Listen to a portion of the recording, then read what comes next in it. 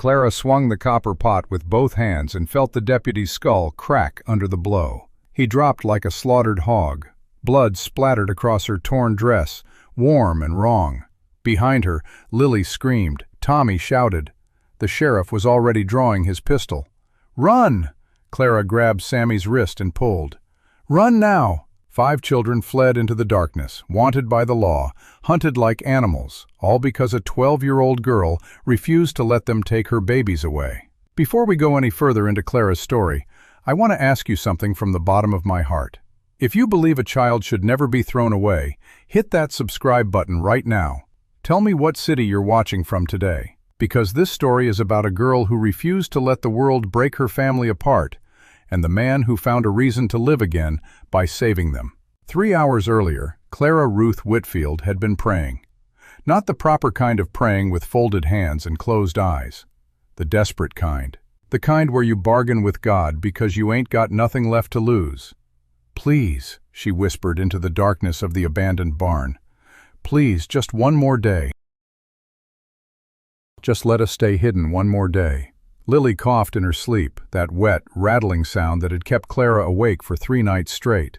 At 3 years old, her baby sister was too young to understand why they lived in barns and ate scraps, too young to remember Mama's face, too young to know their daddy had looked at 5 hungry mouths and decided he'd rather disappear than feed them. "Clara," Tommy's voice came from the shadows. Her 10-year-old brother crawled toward her, careful not to wake the others. "You should be sleeping," Clara said. "Can't sleep." Tommy settled beside her, his shoulder pressing against hers. "Keep thinking about what happens if they find us." "They won't." "But if they do," Clara turned to look at him. Even in the darkness, she could see the fear he was trying to hide. Tommy wanted so badly to be the man of the family. He puffed out his chest and talked tough, but he was still just a little boy who'd watched his mama die and his daddy walk away. "They won't find us," Clara said firmly, "and even if they do, I ain't letting nobody separate us. You hear me? Nobody." Tommy was quiet for a long moment. Then he whispered, "I heard what Mrs. Patterson said about that ranch in the mountains. You really think some stranger's going to take in 5 kids?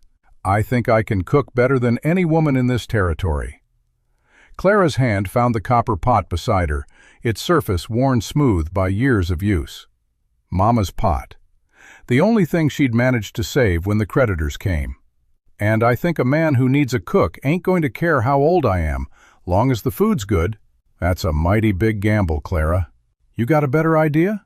Tommy didn't answer. He didn't have to. They sat in silence, listening to Mercy's soft snoring and Sammy's restless movements. At 5 years old, Sammy hadn't spoken a single word since the morning he woke up and found Daddy's bed empty. The doctor in town called it nervous shock, said it might pass, said it might not. Clara called it heartbreak, the kind that steals your voice because there ain't no words for that much pain. "Get some sleep," she told Tommy. "We leave at first light." "Where are we going?" "Find Mrs. Patterson. She'll tell us how to reach that ranch." Tommy nodded slowly. "And if the sheriff finds us first?" Clara's jaw tightened. "Then God help him." Dawn came cold and gray. Clara woke the others as gently as she could, but Lily still cried when pulled from her warm nest of hay. Mercy, 8 years old, with her mama's red hair and freckles, immediately started humming to calm the baby down. "Hush now, Lily Bird," Mercy sang softly. "Hush now, don't you cry. Sister's going to find us a home up in the sky." It wasn't a real song.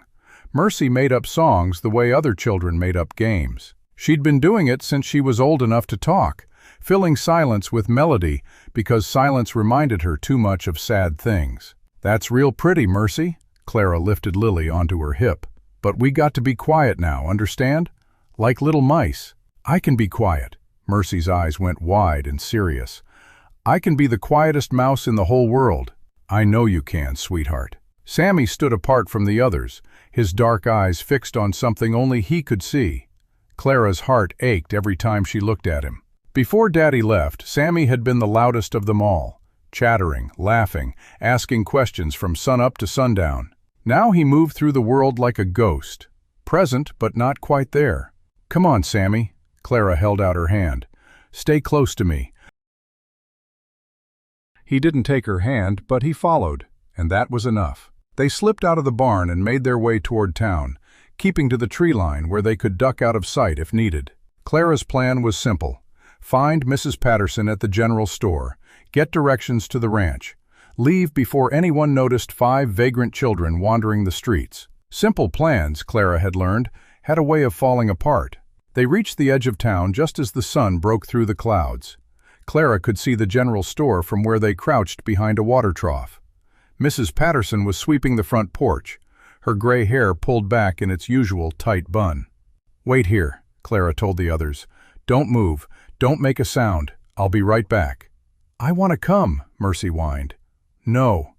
"But Clara—" "I said no." Clara softened her voice. "I need you to watch Lily and Sammy for me. Can you do that? Can you be the big sister for just a few minutes?" Mercy's chest puffed with pride. "I can do it. I'm real responsible." "I know you are." Clara kissed her forehead. "Tommy, keep your eyes open. Anything looks wrong, you take them and run. Don't wait for me." Tommy's face went pale. "Clara, I ain't leaving you." "You'll do what I tell you." Clara grabbed his arm hard. "Those babies are more important than me, more important than both of us. You understand?" For a moment, Tommy looked like he might argue. Then his jaw set in that stubborn way, and he nodded once. "Go on then," he said roughly, "and be quick about it." Clara darted across the open ground toward the general store. Her heart pounded so loud she was certain everyone in town could hear it. She reached the porch steps just as Mrs. Patterson looked up. "Lord have mercy." The old woman pressed a hand to her chest. "Clara Whitfield, you nearly scared me to death. What are you doing here, child? I thought you'd left town days ago." "We tried, ma'am." Clara glanced over her shoulder, making sure no one was watching. "But Lily got sick and we had to stop." "Is she all right?" "She will be. Ma'am, I need your help. That ranch you told me about, the one in the mountains. How do I get there?" Mrs. Patterson's face creased with worry. "Stone Creek Ranch, child. That's a hard 15 miles through rough country. And Ezekiel Mallister ain't exactly known for his charitable nature. I ain't asking for charity. I'm asking for work." Clara lifted her chin. "You said he needs a cook. I can cook. You're 12 years old. I've been cooking since I was 7. I can make biscuits that melt on your tongue and gravy that'll make a grown man weep. My mama taught me everything she knew, and she was the best cook in 3 counties. Mrs. Patterson studied her for a long moment. Something shifted in the old woman's eyes. Respect, maybe, or pity. "Follow the north road until you reach Miller's Creek," she said quietly. "Cross at the shallow point, then keep the mountains to your left. When the road forks, take the right path. It'll lead you straight to Stone Creek." "Thank you, ma'am." "Clara." Mrs. Patterson caught her arm. "Mallister's a hard man. Lost his wife and daughter in a fire some years back. He ain't been right since. Don't expect kindness from him." "I don't expect nothing, ma'am. Just a chance." Mrs. Patterson reached into her apron and pressed something into Clara's hand, 2 biscuits still warm from the oven. "For the little ones," she said softly. "Now go, child, and God with you." Clara ran. She was halfway back to the water trough when she heard the voice that turned her blood to ice. "Well, well, if it ain't the Whitfield girl." Sheriff Thaddeus Burke stepped out from the shadow of the livery stable. His deputy, a thick-necked man named Horace, flanked him on the right. Clara froze. "Funny thing," the sheriff said, walking toward her with slow, deliberate steps. "I rode out to that barn this morning to collect you and your siblings. Imagine my surprise when I found it empty. We ain't done nothing wrong." "That's so?" Burke pulled a folded paper from his coat pocket. "Judge Morrison seems to think different. Signed this order himself.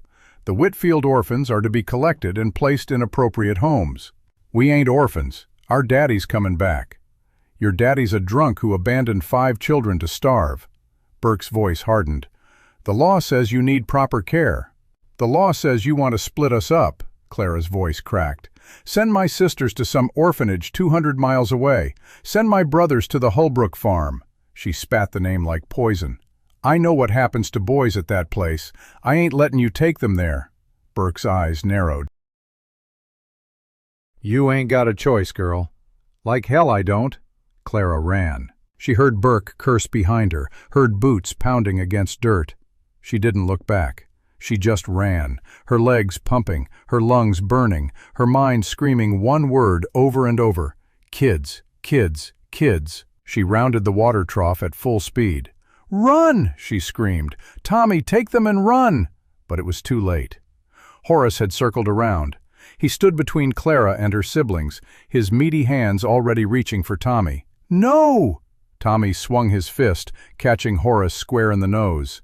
Blood sprayed. The deputy howled. "You little bastard!" Horace backhanded Tommy so hard the boy's feet left the ground. He crashed into the dirt and didn't get up. Mercy screamed, Lily wailed, and Sammy, silent Sammy, stood frozen with his eyes squeezed shut, his small hands pressed over his ears. Horace grabbed Mercy by the hair. "Got them, Sheriff," he called out. "Got the whole litter." Something broke inside Clara.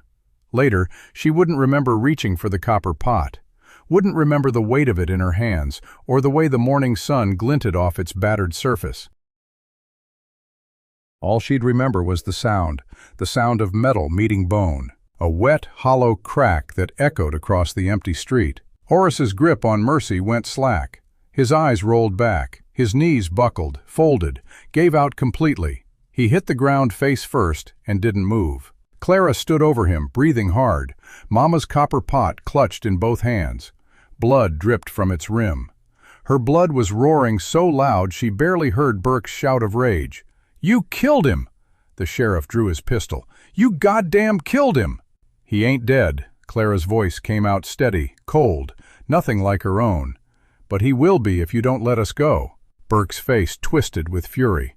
"You're going to hang for this, girl, all of you. I'll see you hang." "Tommy." Clara didn't take her eyes off Burke. "Get Sammy. Mercy, grab Lily. We're leaving." "Clara, he's got a gun." "Tommy." Her brother scrambled to his feet, blood streaming from his split lip. He scooped Sammy into his arms. Mercy clutched Lily against her chest, both girls sobbing. "You ain't going nowhere." Burke raised his pistol. "I'll shoot you where you stand." Clara stepped forward. One step, two. Burke's hand trembled. "You going to shoot a 12-year-old girl, Sheriff?" Clara's voice was quiet now, deadly quiet. "In front of God and everybody? That what kind of man you are?" Sweat beaded on Burke's forehead. His finger tightened on the trigger. Clara took another step. "My mama made me a promise before she died." Clara's eyes locked onto Burke's. "She made me swear to keep my family together.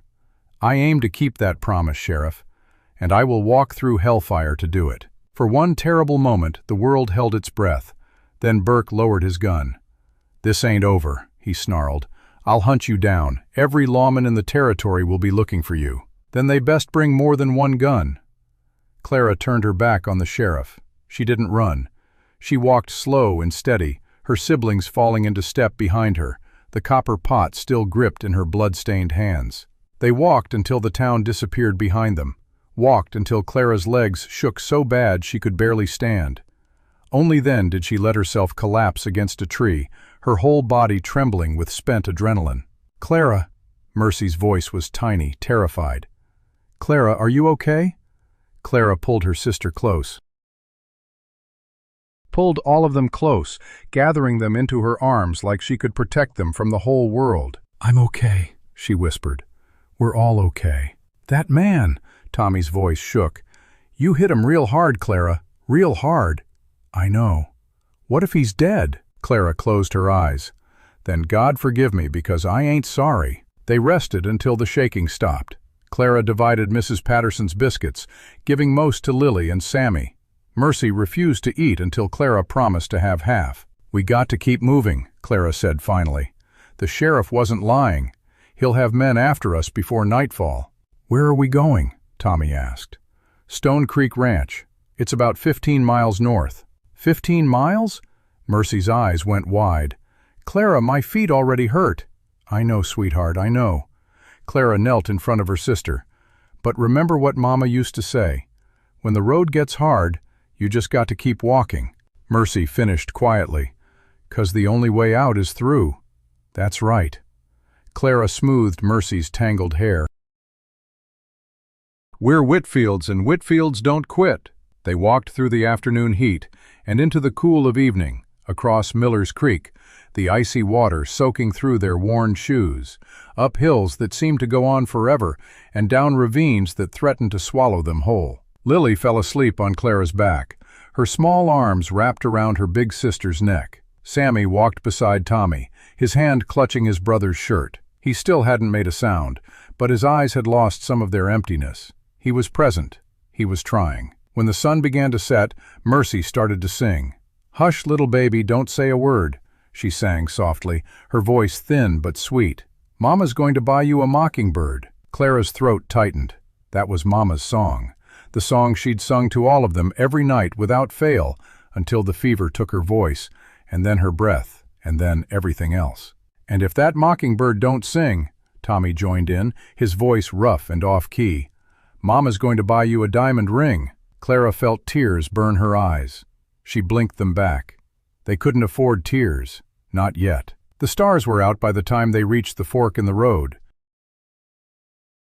Clara's legs burned. Her back ached from carrying Lily. But she could see something in the distance, a faint glow against the darkness. Lights.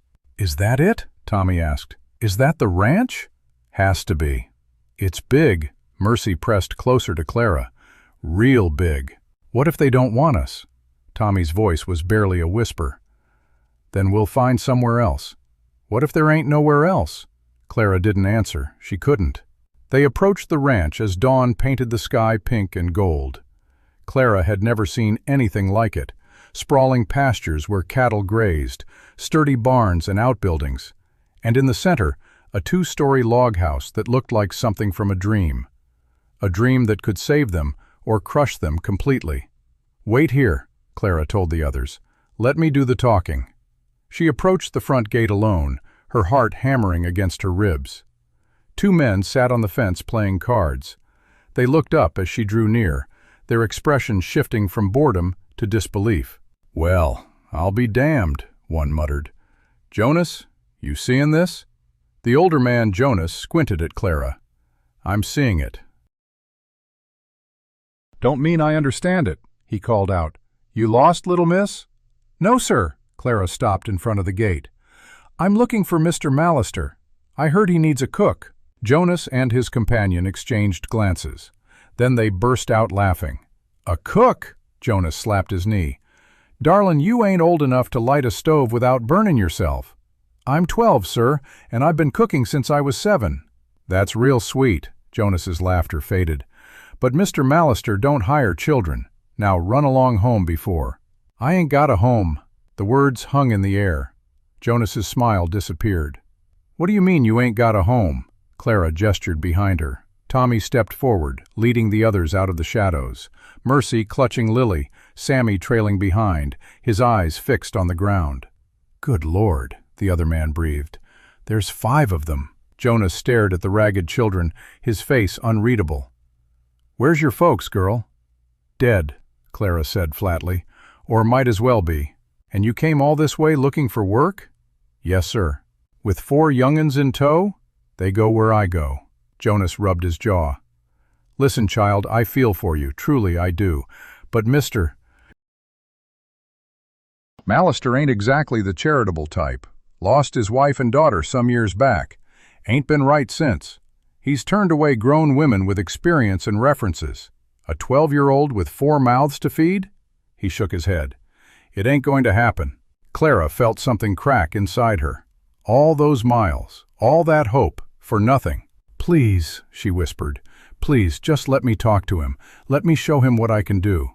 "I'm sorry, miss, I truly am, but what's going on here?" The voice came from behind Clara, deep and rough, like thunder rolling across distant hills. She turned, and her breath caught in her throat.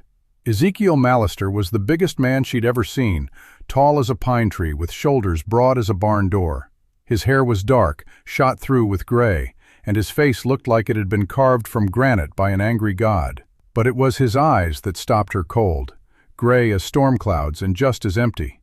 He looked at Clara, looked at the 4 small figures huddled behind her. Something flickered in those dead eyes, something that came and went so fast she almost missed it. "Pain?" "I asked a question," Mallister said. "What's going on?" Jonas cleared his throat. These children are looking for work, sir. I was just explaining that." "I can speak for myself." Clara stepped forward, forcing herself to meet that terrible gaze. "Mr. Mallister, my name is Clara Whitfield. I heard you need a cook." "You heard wrong." "With respect, sir, I don't think I did." Clara's voice trembled, but she pressed on. "Mrs. Patterson in Willow Springs told me you've gone through 4 cooks this past year. Said your standards are too high for most folks." Mallister's jaw tightened. "Mrs. Patterson talks too much." "Maybe so, but that don't make her wrong." Clara reached into her bundle and pulled out the copper pot. "This was my mama's. She could take scraps and make a meal fit for a king. She taught me everything she knew. Give me one chance, sir. One day. If you don't like my cooking, we'll leave and never bother you again." Mallister stared at the battered pot, at the blood still staining its rim. "That blood," he said quietly. "Whose is it?" Clara's chin lifted. "A man who tried to take my family away from me." "You kill him?" "No, sir, but I would have." Something shifted in Mallister's face. The granite cracked just slightly. "You got nerve, girl. I'll give you that. I got more than nerve, sir. I got 4 hungry mouths depending on me and a promise to my dying mama that I aim to keep." Clara's voice broke. "Please, I ain't asking for charity. I ain't asking for pity. I'm just asking for a chance to prove myself. One chance, that's all." Mallister was silent for a long moment.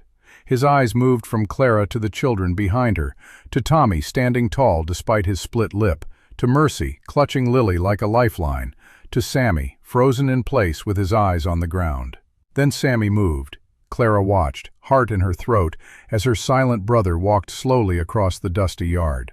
He stopped in front of Mallister, tilted his head back to look up at the towering rancher, and reached out his hand. His small fingers brushed against Mallister's calloused palm. Just a touch, just a moment. Then Sammy stepped back and returned to Clara's side. Mallister stood frozen. His face had gone pale. His hands trembled at his sides. "Mr. Mallister?" Jonas sounded worried. "Sir, are you all right?" Mallister swallowed hard. His voice came out ragged. "You got 1 week to prove yourself. If the food's good, you stay. If it ain't, you're gone." Clara's heart nearly burst. "Thank you, sir. You won't regret." "I ain't finished." Mallister's eyes found hers. "Those children stay out of my way.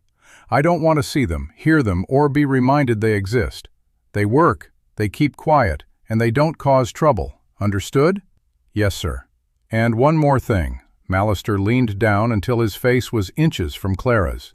"You ever lie to me, ever betray my trust, and I'll throw you out so fast your head will spin. I don't care how many hungry mouths you got or how many promises you made. Are we clear?" Clara met his gaze without flinching. "Crystal clear, sir." Mallister straightened. "Jonas, show them to the kitchen quarters." He turned and walked away without another word. Clara stood there shaking, barely able to believe what had just happened. They were in. Against all odds, against all reason, they were in. Jonas approached, shaking his head in wonder. "I've been working for that man for 12 years, never once seen him change his mind about anything." He looked at Clara with something like respect. "You got guts, little miss." "I'll give you that." "I got family," Clara said quietly. "That's worth more than guts." Jonas led them through the ranch to a small building attached to the main kitchen, 2 rooms, barely furnished, but clean and dry. "Ain't much," Jonas admitted, "but it's warm and there's a stove for heat. Kitchen's through that door. You'll find flour, meat, eggs, the basics. Men eat breakfast at 6, dinner at noon, supper at 6. 17 hands total, including me." 17. Clara's mind was already racing, planning menus. "I can handle that. We'll see." Jonas paused at the door. "Listen, Miss Clara. Mallister's a hard man, but he wasn't always that way. Before the fire," he trailed off. "Just don't take it personal if he seems cold. He's got his reasons." "The fire," Clara said carefully. "Mrs. Patterson mentioned something about his wife and daughter." Jonas's face closed off. "Ain't my story to tell. Just be patient with him. And whatever you do, don't mention the girl. Don't mention Emma." "Emma." Clara filed the name away. Thank you, Jonas, for everything. Jonas tipped his hat and left. For a moment, Clara just stood there, staring at the empty room. Then Lily's tiny voice broke the silence. I'm hungry. Clara turned to face her family. 4 pairs of eyes stared back at her, waiting, trusting. She smiled. Well, she said, let's see what we've got to work with. That night, after feeding her siblings and putting them to bed, Clara sat alone in the kitchen. The fire had burned down to embers, casting dancing shadows on the walls. She looked at the copper pot, still stained with Deputy Horace's blood. She should clean it. She knew she should. But not yet. Clara pressed her hand against the cool metal, feeling the dents and scratches that told the story of 1,000 meals. Mama's hands had touched this pot. Mama's love had seasoned every dish that came out of it. I kept my promise, Mama, Clara whispered into the darkness. I kept us together. But she knew deep down that the hardest part was still to come. Tomorrow she would have to prove herself. Tomorrow she would have to make a broken man believe in something again. Clara closed her eyes and let the warmth of the dying fire wash over her. Tomorrow. Clara woke before dawn, her body aching from the hard floor, but her mind already racing. She'd slept maybe 3 hours, her thoughts churning through recipes and measurements and strategies for winning over 17 hungry men. Lily was curled against her side, thumb in her mouth. Mercy had wrapped herself around Sammy like a protective blanket. Tommy slept with his back against the wall, positioned between his siblings and the door. Even in sleep, he was guarding them. Clara eased herself up, careful not to wake the others. She pulled on her shoes, tied back her hair, and slipped into the kitchen. The stove was cold. She'd have to fix that first. Within minutes, she had a fire going. Within an hour, she had flour spread across the work table, butter softening near the heat, eggs cracked into a bowl. Her hands moved automatically, muscle memory taking over while her mind calculated portions. 17 men. That meant at least 50 biscuits, 2 dozen eggs, a pound of bacon, maybe more. Coffee, strong and black. Gravy, thick enough to coat a spoon. Clara worked in silence. The only sounds were the crackle of the fire and the soft thump of dough against wood. She rolled, cut, arranged. Rolled, cut, arranged. The rhythm was soothing, familiar. This was what she knew. This was what she was good at. The first batch of biscuits went into the oven just as pink light crept through the window. Clara? She turned. Tommy stood in the doorway, rubbing sleep from his eyes. You should rest more, Clara said, your lips still swelling. I'm fine. Tommy crossed to the stove, peering at the pots and pans. Need help? You know how to cook? No, but I can learn. Clara smiled despite herself. All right, see that bacon? Lay it out flat in the big pan. Don't let the pieces overlap. Tommy set to work, his movements clumsy but determined. Clara watched him from the corner of her eye, her heart swelling with pride. He was trying so hard to be useful, to matter. Tommy. Yeah? Thank you. For yesterday. For fighting back. Tommy's hand stilled on the bacon. Fat lot of good it did. He knocked me down like I was nothing. You stood up, that's what matters. Clara turned back to her dough. Mama would have been proud. Tommy didn't respond, but when Clara glanced over, she saw him standing a little taller. By the time the sun fully rose, the kitchen smelled like heaven. Biscuits golden brown and steaming, bacon crispy at the edges. Eggs scrambled with cream and a pinch of pepper. Gravy rich with drippings and herbs Clara had found in the pantry. And coffee strong enough to wake the dead. Clara heard voices outside, boots on wooden steps. Her stomach clenched with nerves. This was it, her one chance. The door swung open, and men began filing in, big men weathered by sun and wind, their faces rough and skeptical. They stopped short when they saw the spread on the table. Well, hell, one of them muttered. Would you look at that? Jonas appeared at the front of the group, his eyebrows climbing toward his hairline. Miss Clara, you did all this yourself? My brother helped with the bacon. Jonas approached the table slowly, like he was approaching a wild animal. He picked up a biscuit, turned it over in his hands, and took a bite. His eyes closed. Lord Almighty, he breathed. Boys, you got to try this. The men descended on the table like locusts. Clara watched, heart pounding, as they grabbed biscuits and bacon, shoveled eggs onto plates, poured gravy over everything in sight. The sounds that followed were almost obscene, groans of pleasure, muttered curses of disbelief. "These biscuits," a young cowhand said, his mouth still full. "Ma'am, these are the best biscuits I ever tasted." "The gravy," another added. "It's got something in it, something I can't place." "Sage," Clara said quietly. "Just a pinch, my mama's secret." The men ate like they hadn't seen food in weeks. Plates were cleaned and refilled. The coffee pot was emptied and replaced. By the time the last man pushed back from the table, there wasn't a crumb left. Jonas wiped his mouth with the back of his hand. "Miss Clara, I owe you an apology. I didn't think you could do it. Most folks don't." "Well, they're fools." Jonas stood, adjusting his hat.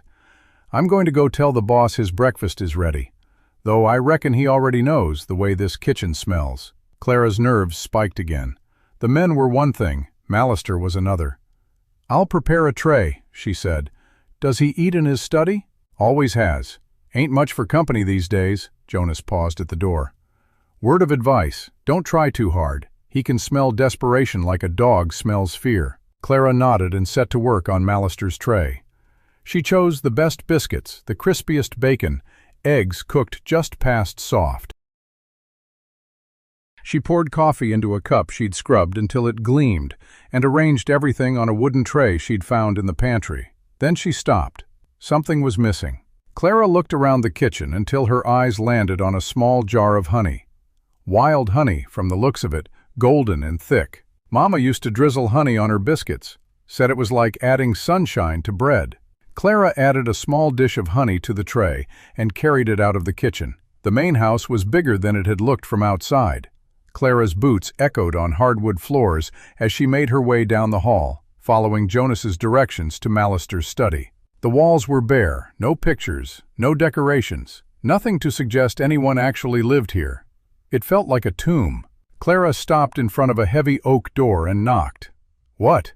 The voice from inside was gruff, annoyed. "It's Clara, sir. I brought your breakfast." A long pause. Then, "Leave it outside."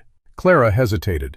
She should do as he said, set the tray down and walk away and count herself lucky he hadn't thrown her out already. But that wasn't how you won someone over. That wasn't how you proved yourself. She opened the door. Mallister sat behind a massive desk, papers spread out before him. He looked up with a scowl that could curdle milk. "I said leave it outside." "I heard you, sir." Clara crossed the room and set the tray on the edge of his desk. "But hot food don't stay hot for long, and cold biscuits ain't worth eating." Mallister stared at her. His gray eyes were hard, unreadable. "You got a problem with authority, girl."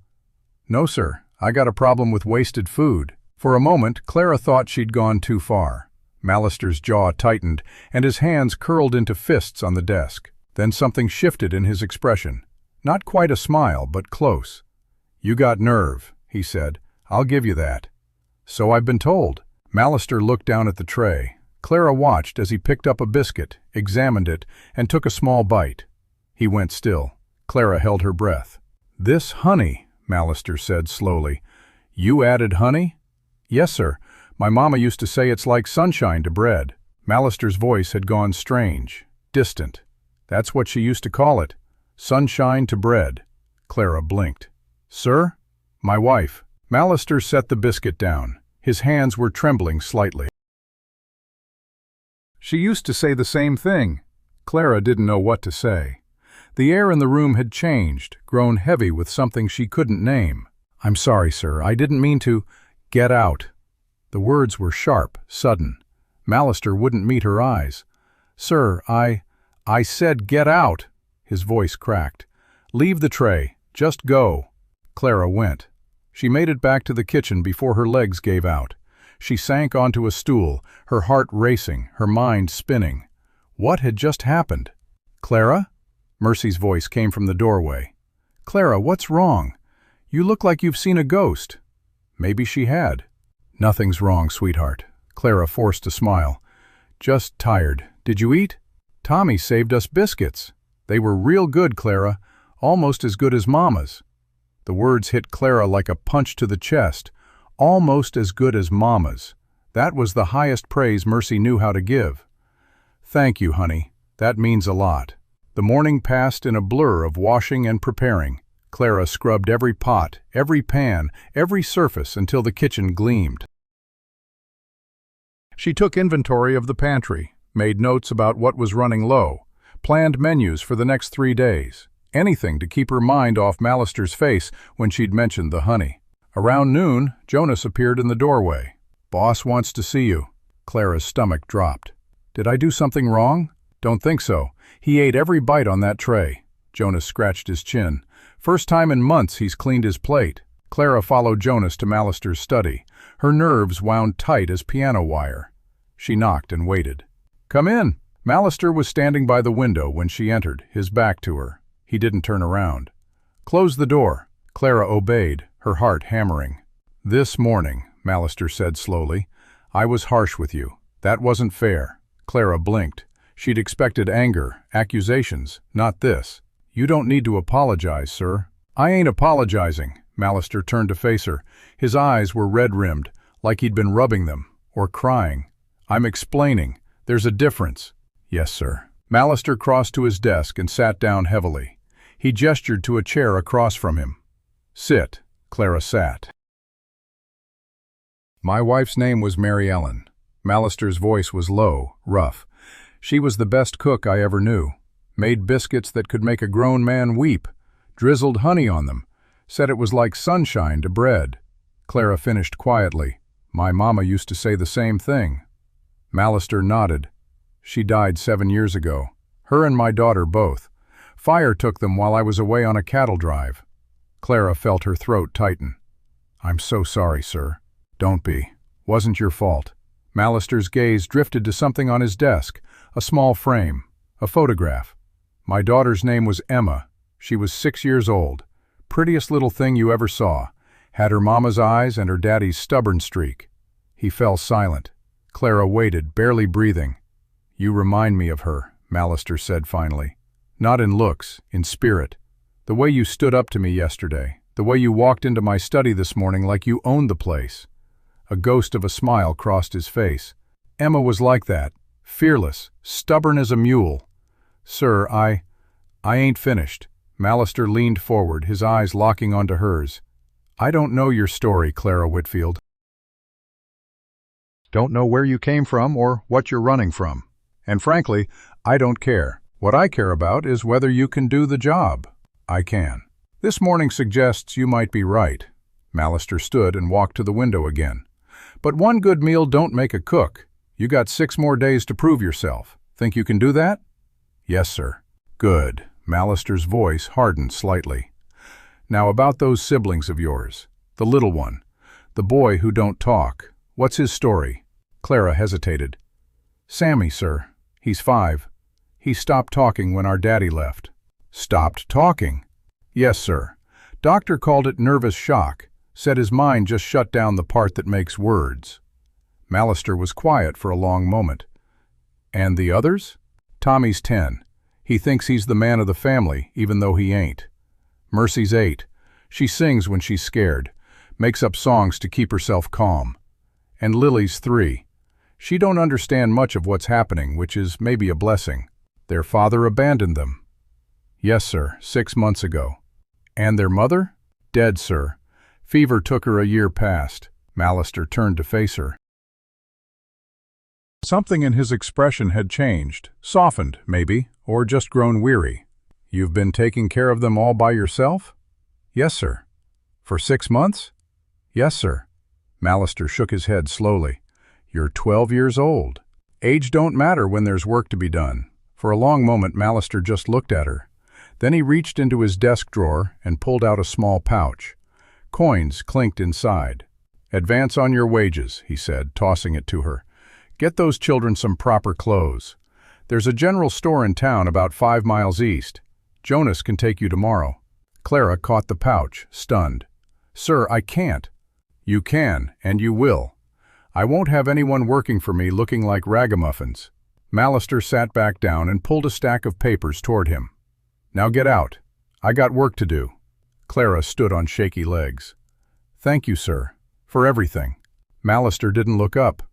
Don't thank me yet. You still got 6 days to prove yourself. Clara left the study with the pouch clutched against her chest, her mind reeling. An advance on wages. Proper clothes for the children. Was this real? Was any of this real? She found her siblings in the small room off the kitchen. Tommy was trying to teach Mercy how to play cards with a deck he'd found somewhere. Sammy sat in the corner, watching. Lily was asleep on the bed, her thumb in her mouth. "Clara!" Mercy jumped up. "Where you been? We was worried." "I was talking to Mr. Mallister." Clara held up the pouch. "He gave us money for clothes." Tommy's eyes went wide. "Money? How much?" Clara opened the pouch and counted. Enough for all of them. New shoes, new dresses, new everything. New everything. Mercy's voice came out as a squeak. "Clara, I ain't never had new everything before." "Well, you're about to." Clara knelt down and pulled her sister close. "Things are going to be different now. I promise." "You keep making promises," Tommy said quietly. "What happens when you can't keep them?" Clara looked at her brother, at the doubt in his eyes, the fear he tried so hard to hide. "Then I'll die trying," she said. Same as always. The afternoon brought dinner preparations, and Clara threw herself into the work with renewed energy. She made a roast that fell apart at the touch of a fork, potatoes whipped with butter and cream, green beans cooked with bacon and onion. The men ate like they'd never seen food before. When they finished, one of them actually stood up and applauded. "Miss Clara," he said, his weathered face split into a grin, "if the boss don't keep you on, I'll marry you myself." Clara felt her cheeks flush. "I'm 12, sir." "Then I'll wait," the man winked. "Good cooking's worth waiting for." Laughter rippled through the room. For the first time since arriving, Clara felt something loosen in her chest. Maybe this could work. Maybe they could actually belong here. After dinner, Clara was scrubbing pots when she heard a commotion outside. Raised voices, heavy footsteps. She dried her hands and went to the window. 2 men on horseback had stopped at the gate. Even from this distance, Clara could see the badges pinned to their chests. Lawmen. Her blood turned to ice. "Clara?" Tommy appeared beside her, his face pale. "Clara, is that—" "Get the others." Clara's voice came out steady, despite the terror clawing at her throat. "Take them to the back room. Don't come out no matter what you hear." "But—" "Now, Tommy." Tommy ran. Clara watched as Jonas approached the lawmen, watched as words were exchanged, watched as one of the men pulled out a piece of paper and unfolded it. A wanted poster, for her. The kitchen door banged open. Clara spun around, her hand instinctively reaching for the copper pot. Mallister stood in the doorway, his face carved from stone. "There's men outside asking about a girl who attacked a deputy in Willow Springs. They got a poster with a pretty good description. Brown hair, 12 years old, traveling with 4 younger children." Clara's heart stopped. "Sir, I can explain." "Don't bother." Mallister stepped into the kitchen and closed the door behind him. "I already know the story. Burke's been spreading it all over the territory." "Then you know I had no choice. They was going to take my family, split us up. I couldn't let them." "I know." Mallister's voice cut through her panic. "I know what Burke is. I know what he does to children who end up in his system. And I know what kind of man sends 5 young ones to hell with a clear conscience." Clara stared at him, not daring to breathe. Mallister crossed to the window and looked out at the lawmen. "Those men are going to come in here any minute. They're going to ask if I've seen you, ask if I'm harboring fugitives. Sir, if you just tell us where to go, we'll leave, we'll run. You don't have to." "Quiet." Clara's mouth snapped shut. Mallister turned to face her. His gray eyes burned with something she couldn't name. "I lost my family once," he said. "Lost them to fire and fate and a world that don't care about pain. I spent 7 years thinking that was the end, that I'd never feel anything again." He took a step toward her. "Then you showed up. You and those children. And for the first time in 7 years, this house feels like something other than a grave." Clara felt tears burning in her eyes. "Sir, I ain't letting them take you." Mallister's voice was fierce, absolute. "I ain't letting them split up your family the way death split up mine. You understand?" A knock at the front door echoed through the house. Mallister straightened his shoulders. "Stay here. Stay quiet. Let me handle this." He walked out of the kitchen without looking back. Clara pressed herself against the wall, her heart pounding so loud she was certain the lawmen could hear it. Through the thin walls, she could hear voices, Mallister's deep rumble, the higher, sharper tones of the lawmen. Looking for 5 children, runaways. Ain't no runaways here, just me and my hired hands. Mind if we take a look around? Actually, I do mind. This is my property. You got a warrant? A long pause. No, sir. Then I suggest you get off my land before I exercise my God-given right to defend it. Another pause. Longer this time. This ain't over, Mallister. Sheriff Burke wants those children. He'll get them one way or another. You tell Burke he's welcome to try. But if he sets foot on my property, he'll be leaving in a pine box. Footsteps. The front door slamming. Horses whinnying. Then the sound of hooves fading into the distance. Clara didn't move. Didn't breathe. The kitchen door opened. Mallister stood there, his face unreadable. "They're gone," he said. "For now." Clara's legs gave out. She slid down the wall, tears streaming down her face. "Why?" she whispered. "Why would you do that for us?" Mallister crossed the kitchen and crouched down in front of her. Up close, she could see the lines on his face, the weariness in his eyes, the weight of 7 years of grief. "Because my Emma would have wanted me to," he said quietly. "Because Mary Ellen would have taken you in without a second thought. And because," he paused, his voice catching, "because maybe saving your family is the only way I can make peace with losing mine." Clara reached out and took his hand, calloused skin against small fingers. "Thank you," she whispered. "Thank you." Mallister's jaw tightened. For a moment, Clara thought he might pull away. Instead, he squeezed her hand gently. "Don't thank me yet. Burke ain't the type to give up easy. This is just the beginning." Clara wiped her eyes with the back of her free hand. "Then we'll fight," she said. "Together." Mallister looked at her for a long moment. Then slowly, the ghost of a smile crossed his face. "Together," he agreed. The days that followed settled into a rhythm Clara hadn't known since Mama was alive. She woke before dawn, cooked breakfast, cleaned, prepared dinner, cleaned again, made supper, and collapsed into bed with her siblings piled around her like puppies seeking warmth. It was exhausting. It was wonderful. On the third morning, Mercy wandered into the kitchen while Clara was kneading bread dough. "Can I help?" Clara looked at her sister's eager face, at the flour already dusting her freckled nose from hovering too close. "You want to learn how to make bread?" Mercy nodded so hard her braids bounced. "I want to cook like you, Clara. I want to make food that makes people happy." Clara's heart swelled. She pulled a stool over to the work table and lifted Mercy onto it. "First thing you gotta know," Clara said, guiding her sister's small hands into the dough, "is that bread ain't just flour and water. It's love. You gotta put your whole heart into it, or folks can taste the difference." "How can they taste love?" "Same way they can taste when something's missing." Clara pressed Mercy's palms into the soft dough. "Push down, then fold. Push down, then fold. Feel how it gives under your hands." Mercy giggled. "It's squishy." "That's the yeast working. It's alive, just like us. You treat it right, it'll rise up beautiful. You treat it wrong, it'll fall flat. Like people." "Like people," Mercy repeated, her voice thoughtful. Then she added, "I think Mr. Mallister's like bread that fell flat." Clara's hand stilled. "What do you mean?" "He's all hard on the outside, but inside he's soft. He just needs somebody to knead him back up."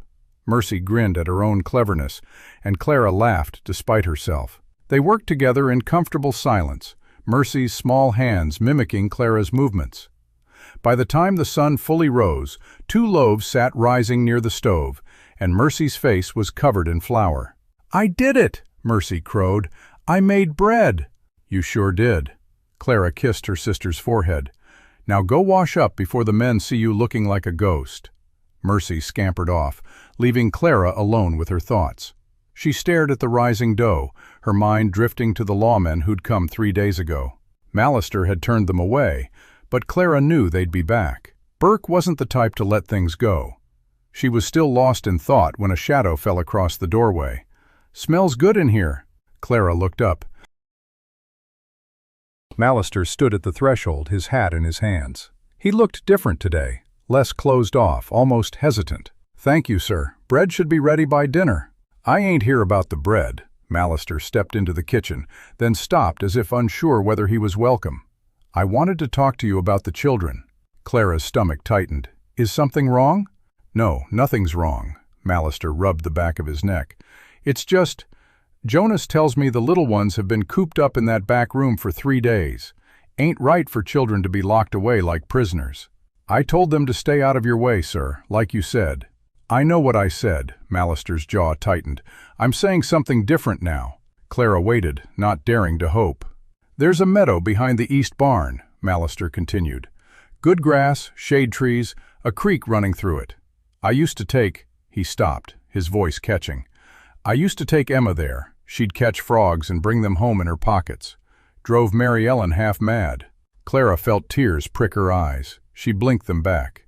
"The children can play there," Mallister said. "Long as they don't bother the cattle or get in the men's way. Understood?"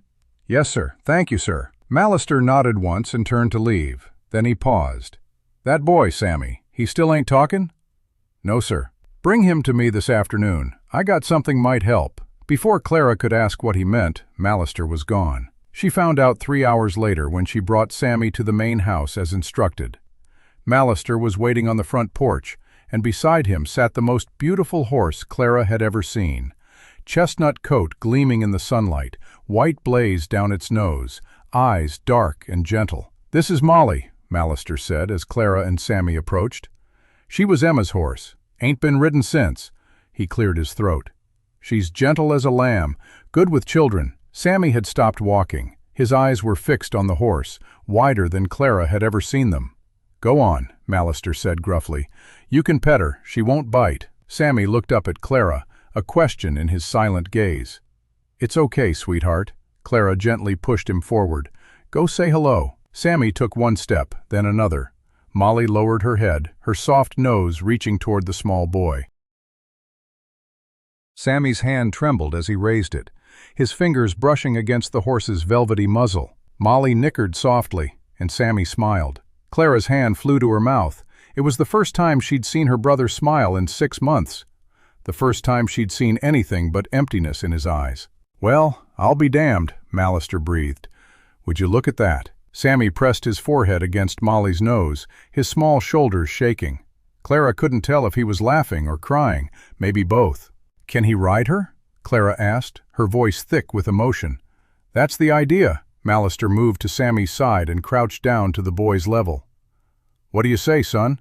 Want to go for a ride?" Sammy looked at Mallister. For a long moment nothing happened.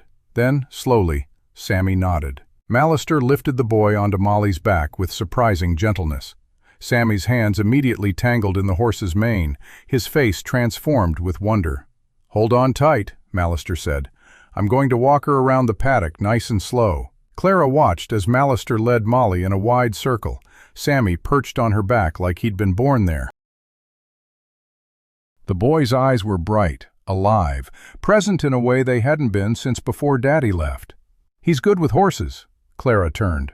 Jonas had appeared beside her, watching the scene with a strange expression. "Sammy?" "The boss." Jonas nodded toward Mallister. "Ain't seen him like this in years. Patient, gentle." He shook his head slowly. "You children are doing something to him. Something I didn't think was possible." "What's that?" "Bringing him back to life."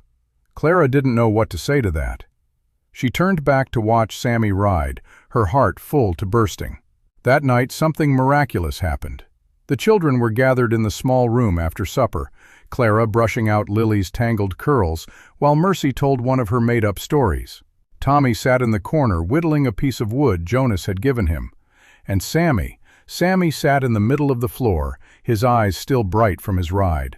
"The horse," he said. Clara's hands froze. Mercy stopped talking. Tommy's knife slipped from his fingers.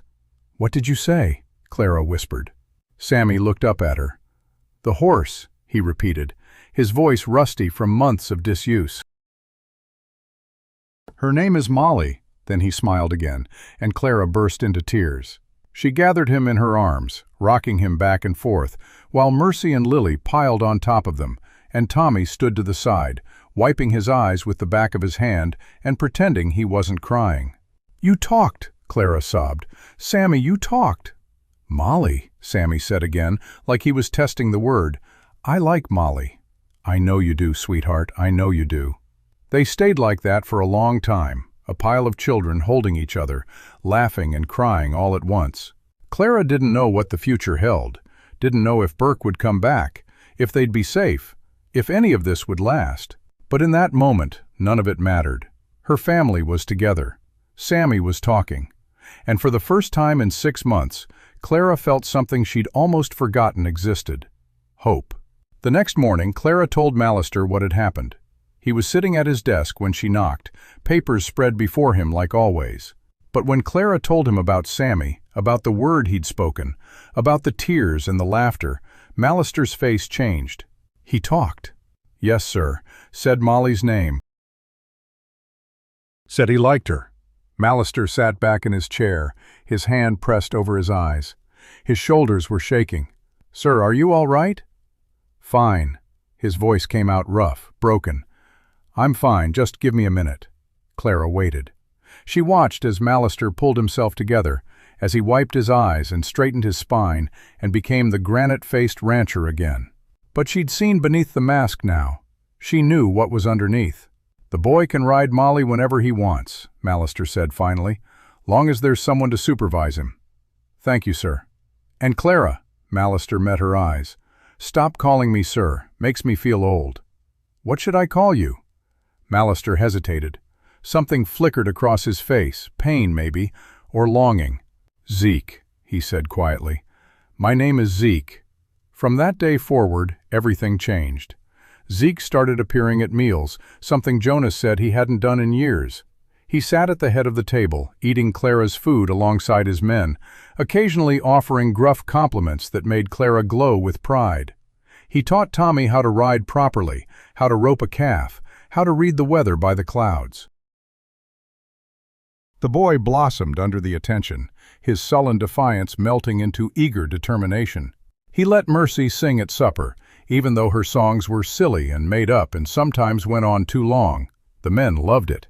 They'd stomp their feet and clap along, their weathered faces split into grins. He held Lily on his lap while Clara cooked, bouncing her on his knee and making faces that sent her into fits of giggles. The 3-year-old had taken to calling him ZZ, which she couldn't quite pronounce, so it came out sounding like Z. And Sammy followed Zeke everywhere, a small shadow trailing the big man across the ranch. He didn't talk much, just a word here and there, but his eyes were alive now, present, whole. Clara watched it all unfold with a mixture of joy and terror. Joy because her family was healing, terror because she knew it couldn't last. Burke was still out there. The wanted posters were still circulating, and every day that passed was another day closer to the moment when their fragile happiness would shatter. On the 7th day, Clara's trial period officially ended. She was preparing breakfast when Zeke appeared in the kitchen doorway. "We need to talk."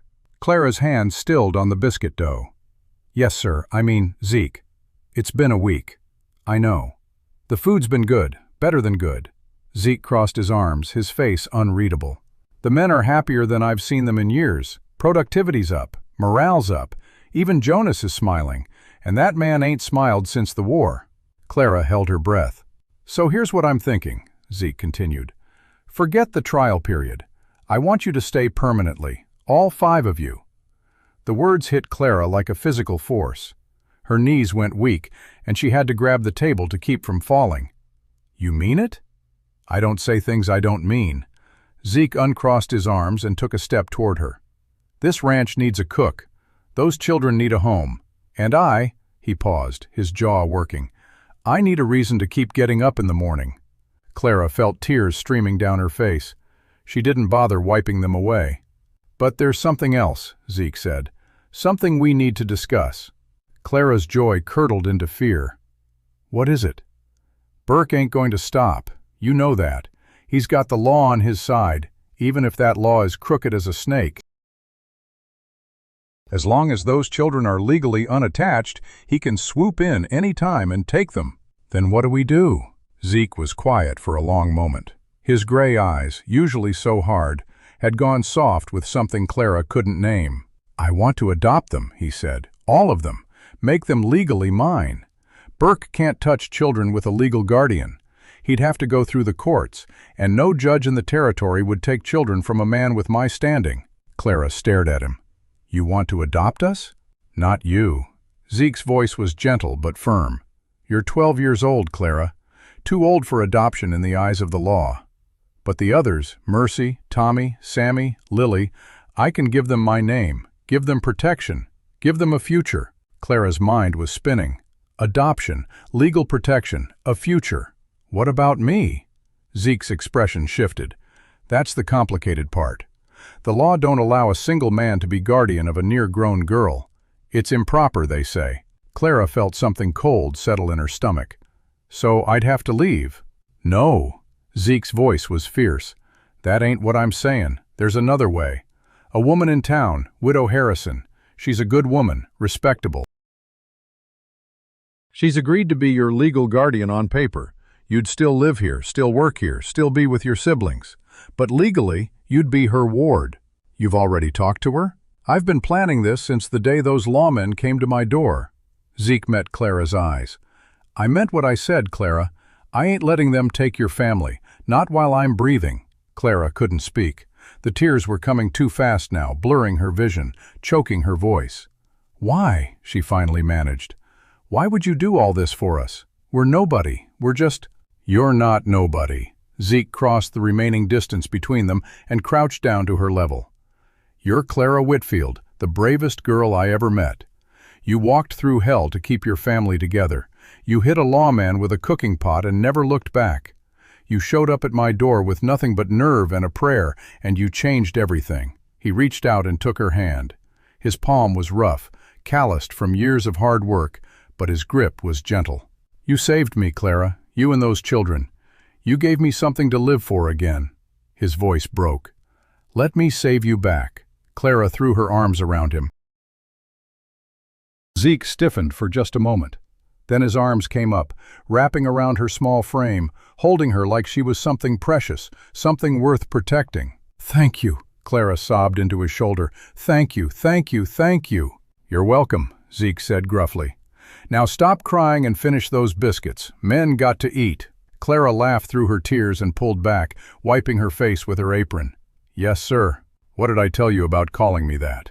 Sorry, Zeke. He nodded once and turned to leave. Then he paused in the doorway. Clara? Yes? I know I ain't your daddy. I ain't trying to replace him. But if you ever need anything, advice, protection, or just someone to talk to, I'm here. Understand? Clara smiled, her heart so full it ached. I understand. Zeke left, and Clara returned to her biscuits with renewed energy. Everything was going to be okay. They were going to have a home, a real home. Her siblings would have a father. They would be safe. She was so lost in her happy thoughts that she almost didn't hear the commotion outside. Almost. Shouts, running footsteps, a woman's scream. Clara ran to the window and felt her blood turn to ice. A group of riders had gathered at the ranch gates, 6 men, maybe 7, all of them armed, and at their head, his badge gleaming in the morning sun, sat Sheriff Thaddeus Burke. But that wasn't what made Clara's heart stop. It was the woman on the horse beside him, gray-haired, stern-faced, dressed in black from head to toe. Mrs. Prudence Ashworth, superintendent of the Helena Orphan Asylum. They'd come for the children. Clara's blood pounded in her ears as she watched the riders dismount at the gate. Burke's face was hard with triumph, and beside him, Mrs. Ashworth sat stiff-backed on her horse like a judge passing sentence. The orphan asylum superintendent surveyed the ranch with cold, appraising eyes, as if she were already calculating how many children she could pack into her wagon. Clara's hands clenched into fists. She wouldn't let them take her family. Not now, not after everything. She turned from the window and ran, not toward the back door to hide, but toward the front of the house, toward Zeke, toward the fight. She burst through the main door just as Zeke stepped onto the porch, his rifle already cradled in his arms. Jonas and half a dozen ranch hands fanned out behind him, their faces hard. The morning sun cast long shadows across the yard, turning the standoff into a scene carved from tension and dust. Burke, Zeke's voice was low, dangerous. I told you what would happen if you set foot on my land again. I remember.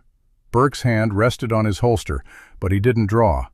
"But I got legal business this time. Mrs. Ashworth here represents the Helena Orphan Asylum.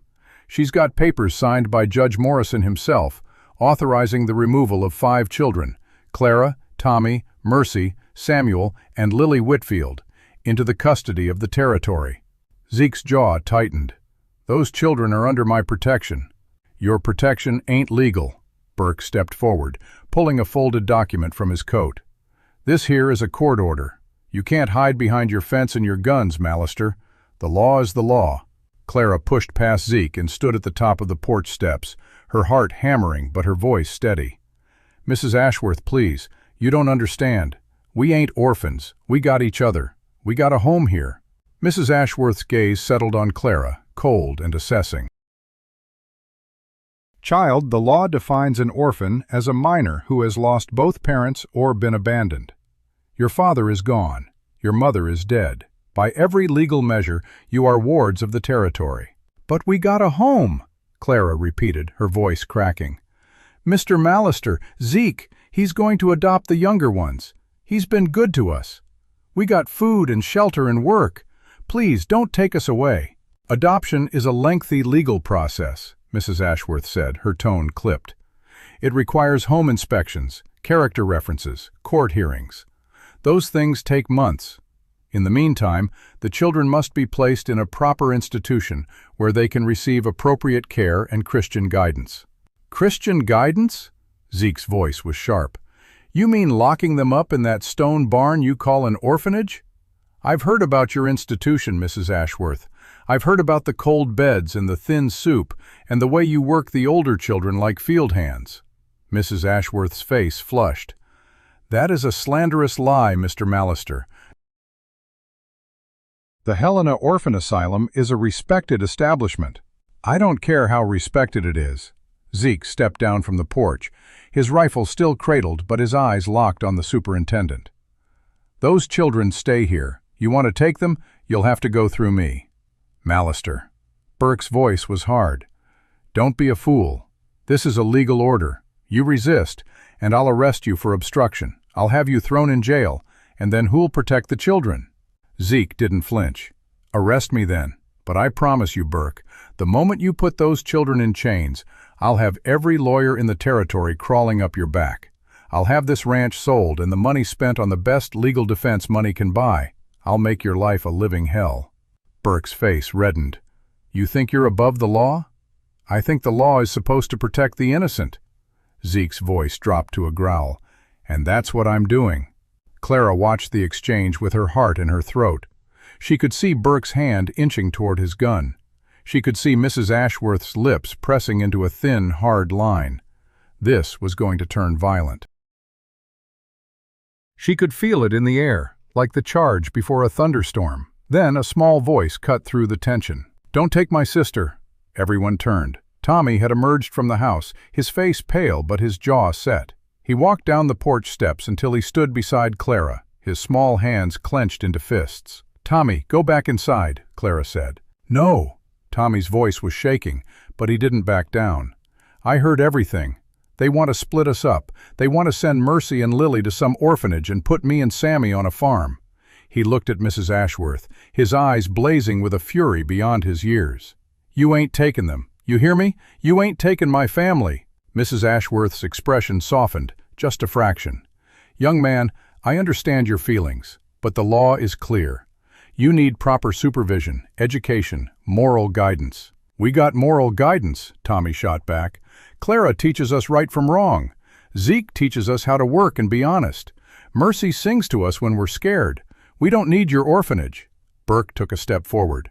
"That's enough, boy. You'll come with us peacefully, or I'll make you come. You'll have to kill me first." The words hung in the air. Clara grabbed Tommy's arm, pulling him back. "Tommy, don't!" But it was too late. Burke's hand closed around his gun, and his face twisted into a snarl. "You think I won't? I've dealt with stubborn brats before. One bullet and you're done making trouble." "Burke!" Zeke's voice was ice. "Touch that boy, and I'll put you in the ground." "You threatening a lawman?" "I'm making a promise." The two men stared at each other, the air thick with violence waiting to happen. Clara's mind raced. She had to do something. She had to stop this before someone got hurt. Then she remembered the copper pot. Mama's pot. The one she'd used to defend her family before. But that had been desperate. This was different. She needed something else. Words. She needed the right words. She stepped forward, positioning herself between Burke and Tommy. "Sheriff Burke, I know you're just doing your job. I know you got orders from the judge. But please, look at my brother. Look at him. He's 10 years old. He's scared. He's trying to protect his family the only way he knows how." "Is that really a crime?" Burke's eyes flickered. For just a moment, something like doubt crossed his face. "I got a job to do, girl. I know, and I ain't asking you to break the law. I'm asking you to think." Clara's voice was steady, though her hands were trembling. "What happens to my brother if you take him to that farm? What happens to my sisters in that orphanage?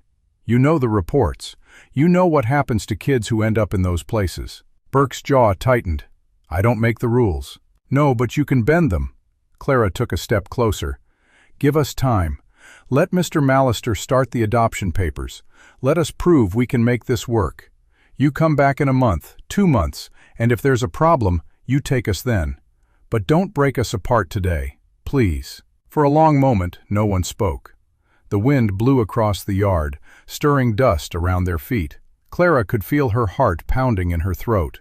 Then Mrs. Ashworth spoke. "Sheriff, perhaps the girl has a point." Burke turned, his face incredulous. "What?" "The adoption process is lengthy, but if Mr. Mallister is serious about his intentions, we could arrange a temporary guardianship, pending court approval."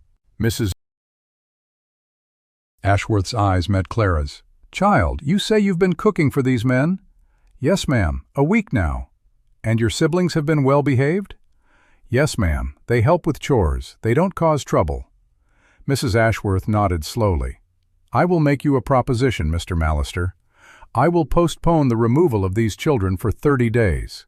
During that time, you will file the necessary paperwork for adoption of the 4 younger children and begin the process of securing a legal guardian for the eldest.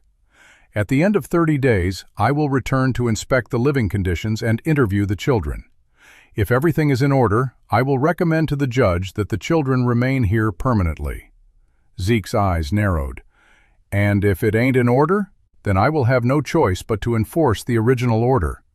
Mrs. Ashworth's voice was firm but not unkind. 30 days, Mr. Mallister. Use them wisely." Burke started to protest, but Mrs. Ashworth raised a hand. "Sheriff, I believe this is a reasonable compromise. It gives the children a chance to prove themselves, and it gives the court time to make a proper determination." "Surely you can agree to that?" Burke's face was a mask of barely contained fury. He looked at Clara, at Tommy, at Zeke standing with his rifle. Finally, he spat on the ground. 30 days. But I'll be watching, Mallister. One wrong move and I'll be back with a dozen men. He turned and mounted his horse. Mrs. Ashworth gave Clara a long, searching look before turning her horse as well. The riders filed out of the gate, leaving dust and silence behind them. Clara stood frozen, unable to believe what had just happened. They had 30 days, a month, a chance. Zeke let out a long breath and lowered his rifle. "Well," he said, his voice rough, "that was close." Clara turned to him, tears streaming down her face. "We got 30 days." "We got 30 days," Zeke agreed. "Now let's make them count." The next morning, Clara woke before dawn with a new fire in her chest. 30 days. That was all the time they had to prove themselves, to show Mrs. Ashworth and the judge that this was where the Whitfield children belonged. She threw herself into her work with renewed energy, cooking breakfast with a speed and precision that made even Jonas raise his eyebrows. "You're moving like a woman possessed," he said, watching her flip pancakes with one hand while stirring gravy with the other. "I got something to prove," Clara said. "You already proved yourself, girl. The men love your cooking." "That ain't enough." Clara paused, wiping her hands on her apron. "I gotta prove that we belong here, that these children are better off with us than in some orphanage." Jonas studied her for a moment. Then he nodded slowly. "You know, I've been thinking. If you're going to be here permanent-like, we ought to make it official. Get you some proper kitchen tools. That copper pot of yours is fine, but it ain't going to last forever." Clara looked at the battered pot sitting on the stove. It had been with her through everything, through Mama's death, through Daddy's abandonment, through the flight from Willow Springs. It was dented and stained, but it was hers. "I ain't replacing Mama's pot," she said firmly. "Didn't say replace, said supplement," Jonas smiled. "I'll talk to Zeke about getting you a proper set of cookware. You earned it." Clara felt a warmth spread through her chest. "Thank you, Jonas. Don't thank me. Just keep making them biscuits." Later that morning, Zeke gathered the children on the front porch. Tommy sat with his back straight, still carrying himself like a soldier after the confrontation with Burke. Mercy held Lily on her lap, humming softly. Sammy stood close to Zeke, his hand resting on the rancher's arm. "I want you all to understand something," Zeke said, his voice serious. "We got 30 days to convince the law that this is your home.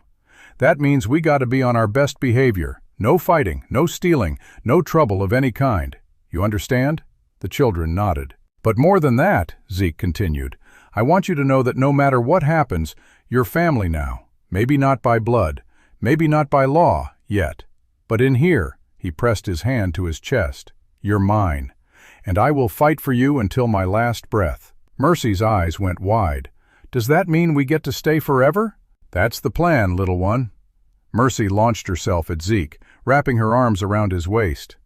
"I love you, Mr. Zeke." Zeke stiffened, caught off guard. Then, slowly, awkwardly, he patted her head. There, that's fine." Clara smiled despite herself. Zeke was learning. They all were. The days passed in a blur of work and hope. Clara cooked, cleaned, planned menus, and taught Mercy how to roll out pie crust. Tommy helped Jonas with the cattle, learning to ride with a confidence that made Clara's heart swell. Lily followed Zeke around the ranch like a tiny shadow, babbling about everything she saw. And Sammy spent every spare moment with Molly, brushing her coat, feeding her apples, whispering secrets into her soft ears. On the 10th day, a letter arrived. Jonas brought it to Clara while she was kneading dough. "Came with the morning post," he said, holding out a cream-colored envelope. "Addressed to you." Clara wiped her hands and took the letter. Her name was written on the front in a careful, elegant script. She opened it with trembling fingers. "Dear Clara, I hope this letter finds you well. I have been thinking about our encounter at Stone Creek Ranch, and I find myself unable to shake the memory of your words. You spoke with such conviction about keeping your family together. It reminded me of my own sister, taken from me when I was a girl, sent to live with relatives I never saw again. I want to help you. I have no children of my own, and I have spent too many years watching families torn apart by a system that claims to care but often fails. If you and your siblings need a friend in the courts, I will do what I can to speak on your behalf. I will return to the ranch in 20 days as promised. Until then, know that you are in my thoughts. With sincere regards, Prudence Ashworth." Clara read the letter twice, tears blurring her vision. Mrs. Ashworth, the cold, stern woman who had come to take them away, was offering to help. It was more than Clara had dared to hope. She folded the letter carefully and tucked it into her apron pocket. Then she went back to her dough, her hands moving with renewed purpose. 20 days. They had 20 days left to prove themselves, and now they had an ally. But even as hope bloomed in her chest, a shadow lingered at the edge of her mind. Burke was still out there, and a man like Thaddeus Burke didn't give up easily. He would be watching, waiting for any excuse to strike. Clara pushed the thought away. She had work to do, she had a family to protect, and she had a promise to keep. 20 days. She would make them count. The days ticked by like grains of sand slipping through Clara's fingers. Each morning she woke with a fresh sense of urgency, counting down the time they had left. 20 days became 18, then 15, then 12. She threw herself into the work with a ferocity that impressed even the most weathered ranch hands, but beneath her determined exterior, a knot of anxiety tightened with every passing sunrise. Zeke had ridden into town 3 times in the past week, meeting with lawyers and filling out papers. Each time he returned with a grim set to his jaw that told Clara the process was moving slower than he'd hoped. "The court system ain't built for speed," he said one evening, slumping into a chair at the kitchen table while Clara ladled stew into a bowl. "Judge Morrison's a busy man, and he's got 100 cases ahead of ours." "But Mrs. Ashworth said she'd help," Clara reminded him. "She did, and she has." Zeke rubbed his temples. "She sent a letter to the judge on our behalf, but even with her support, adoption takes time. We need character references, home inspections, financial statements." He looked up at her, his gray eyes tired but steady. "I ain't given up, Clara. I just need you to know it might come down to the wire." Clara set the bowl in front of him and sat down across the table. "Then we'll fight to the wire. That's what Whitfields do." Zeke's mouth quirked into something almost like a smile. "That's what Mallisters do too, I reckon." On the 12th day, something happened that shifted the balance of hope in Clara's heart. She was in the kitchen rolling out dough for the evening's pies when she heard a commotion from the paddock. She wiped her hands and stepped outside to find a crowd of ranch hands gathered around the corral fence. In the center of the ring stood Sammy, little, silent Sammy, sitting atop Molly with his back straight and his hands loose on the reins. And beside him, walking with a slow, steady gait, was Zeke. "He's riding on his own," Jonas said, appearing at Clara's elbow. "Boss been teaching him all morning. Boy's got a natural seat." Clara watched as Sammy guided Molly into a gentle trot. The horse moved with fluid grace, and Sammy moved with her, as if they were one creature. His face was lit with a joy Clara hadn't seen since before Daddy left. He laughed, actually laughed, a sound so unexpected that Clara felt tears spring to her eyes. "Sammy!" she called out. Her brother turned, his grin wide and unguarded. "Clara, look, I'm riding." "I see that, sweetheart. You're doing wonderful." Sammy pulled Molly to a stop and slid down with surprising agility. He ran to Clara and threw his arms around her waist. "Molly listens to me. She knows what I want her to do before I even ask." "That's because you two understand each other," Clara said, hugging him back. "You got a gift, Sammy." Zeke approached, his face flushed with exertion and something else, pride. "He's a natural. Been years since I seen a child take to a horse like that. Emma was the same way." The name hung in the air, soft and fragile.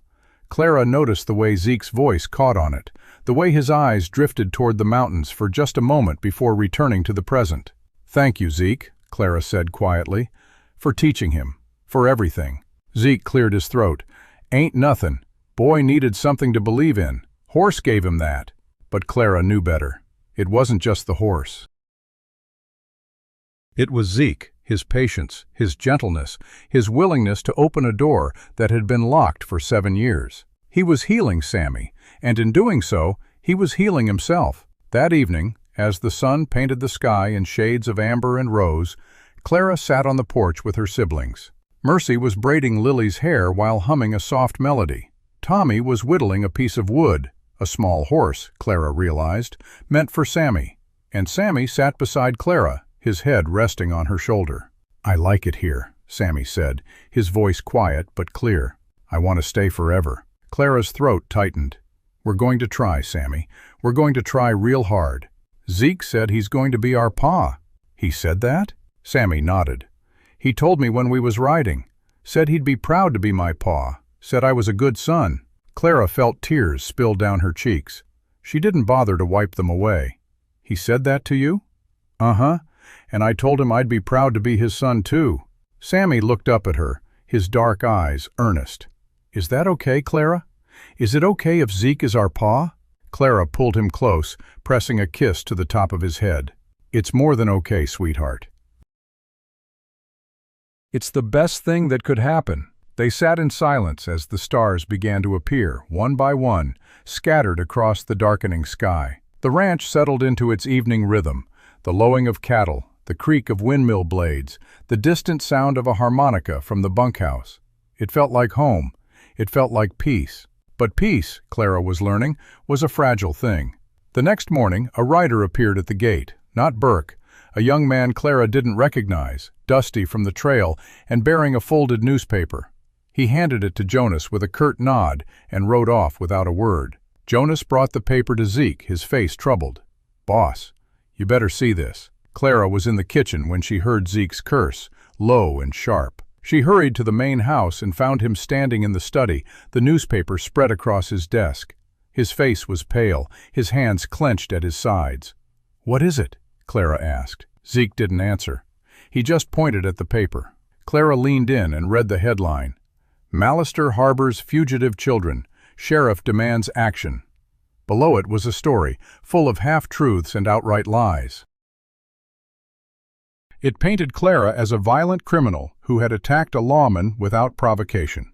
It described Zeke as a bitter, reclusive rancher who had taken the children in for his own mysterious purposes. It quoted Burke extensively, calling for immediate legal action and accusing Zeke of obstructing justice. Clara's stomach dropped. "He's trying to turn the whole territory against us. He's trying to influence the judge." Zeke's voice was grim. "If Morrison reads this, he might deny the adoption just to avoid controversy. What do we do?" Zeke was quiet for a long moment. Then he straightened, his jaw set with determination. "We fight back. I'm going to town to talk to the newspaper editor, get our side of the story out there. I'm coming with you." "No." Zeke's voice was firm. "You're staying here with the children. If Burke's stirring up trouble, I don't want you anywhere near him." "But Zeke." "Clara." He turned to face her, his gray eyes softening. "I need you here. I need to know the children are safe. Can you do that for me?" Clara wanted to argue. Every instinct screamed at her to fight, to protect, to stand at his side. But she saw the worry in his eyes, the weight he was carrying. She nodded slowly. "I'll keep them safe," she said. "I promise." Zeke left within the hour, riding hard toward town. Clara spent the morning in a state of nervous energy, cooking and cleaning and checking the window every few minutes. The children sensed her tension and stayed close, playing quietly in the yard. Around noon, a wagon rolled up to the gate. Clara's heart leaped, but it wasn't Zeke. It was a woman, gray-haired and sharp-eyed, dressed in a plain brown dress. She climbed down from the wagon with a grunt and surveyed the ranch with an air of authority. "You must be Clara," she said, her voice brisk but not unkind. "I'm Widow Harrison. Zeke told me about you." Clara's mouth fell open. "You're the one who's going to be my legal guardian?" "On paper, yes, if the judge approves." The widow walked toward her, her boots kicking up dust. "I wanted to meet you before I signed anything. Make sure you're not some wild hellion who's going to cause me trouble." "I'm not," Clara said quickly. "I cook and clean and take care of my siblings." "I work hard." "So I've heard." Widow Harrison studied her with sharp, appraising eyes. "You're younger than I expected." "I'm 12. "Humph. Act older." The widow looked around the yard, at the children playing near the barn, at the tidy kitchen visible through the open door. "This is a good place. Zeke's a good man, even if he's got a hard shell. He'll take care of you." "He already does," Clara said. Widow Harrison nodded slowly. "I'll sign the papers, but I want you to know I ain't going to be a mother to you. I'm too old for that, and you're too old to need one. I'll be your guardian in name only. You'll live here, work here, be part of this ranch. I'll just be the name on the document that keeps the law off your back." Clara felt a wave of relief wash over her. "Thank you, ma'am. That's more than I could have hoped for." "Don't thank me yet. We still got to get the judge to approve." The widow glanced toward the road. "And from what I hear, that ain't going to be easy." Clara's relief curdled into anxiety. "Zeke went to talk to the newspaper editor to set the record straight." "Good. He'll need all the help he can get."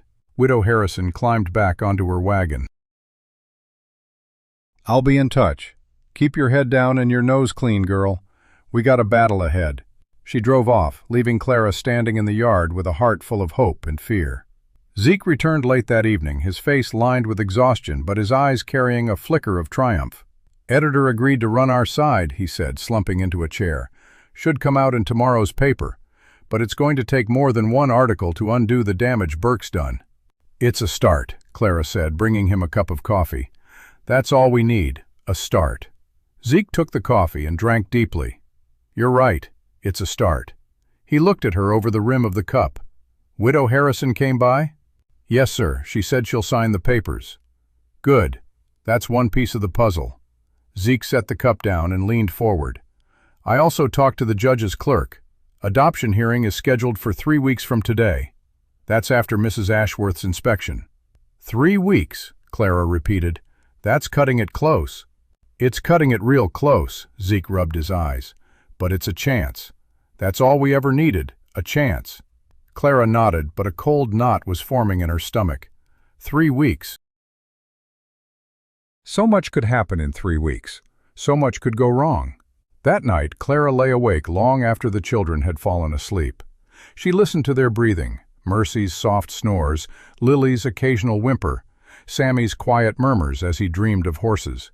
Tommy lay still, but Clara knew he wasn't sleeping either. She could feel his tension across the room. "Clara?" Tommy's voice came through the darkness. "I'm awake. You think we're really going to make it? Stay here, I mean?" Clara stared at the ceiling, trying to find the right words. "I don't know, Tommy. I really don't. But I know we're going to try. And I know Zeke's fighting for us. And that's more than we had before." Tommy was quiet for a moment. Then he said, "I'm scared." Clara's heart ached. "Me too. But you never show it. That's because I got to be strong for you all." Clara turned on her side, facing her brother's silhouette in the darkness.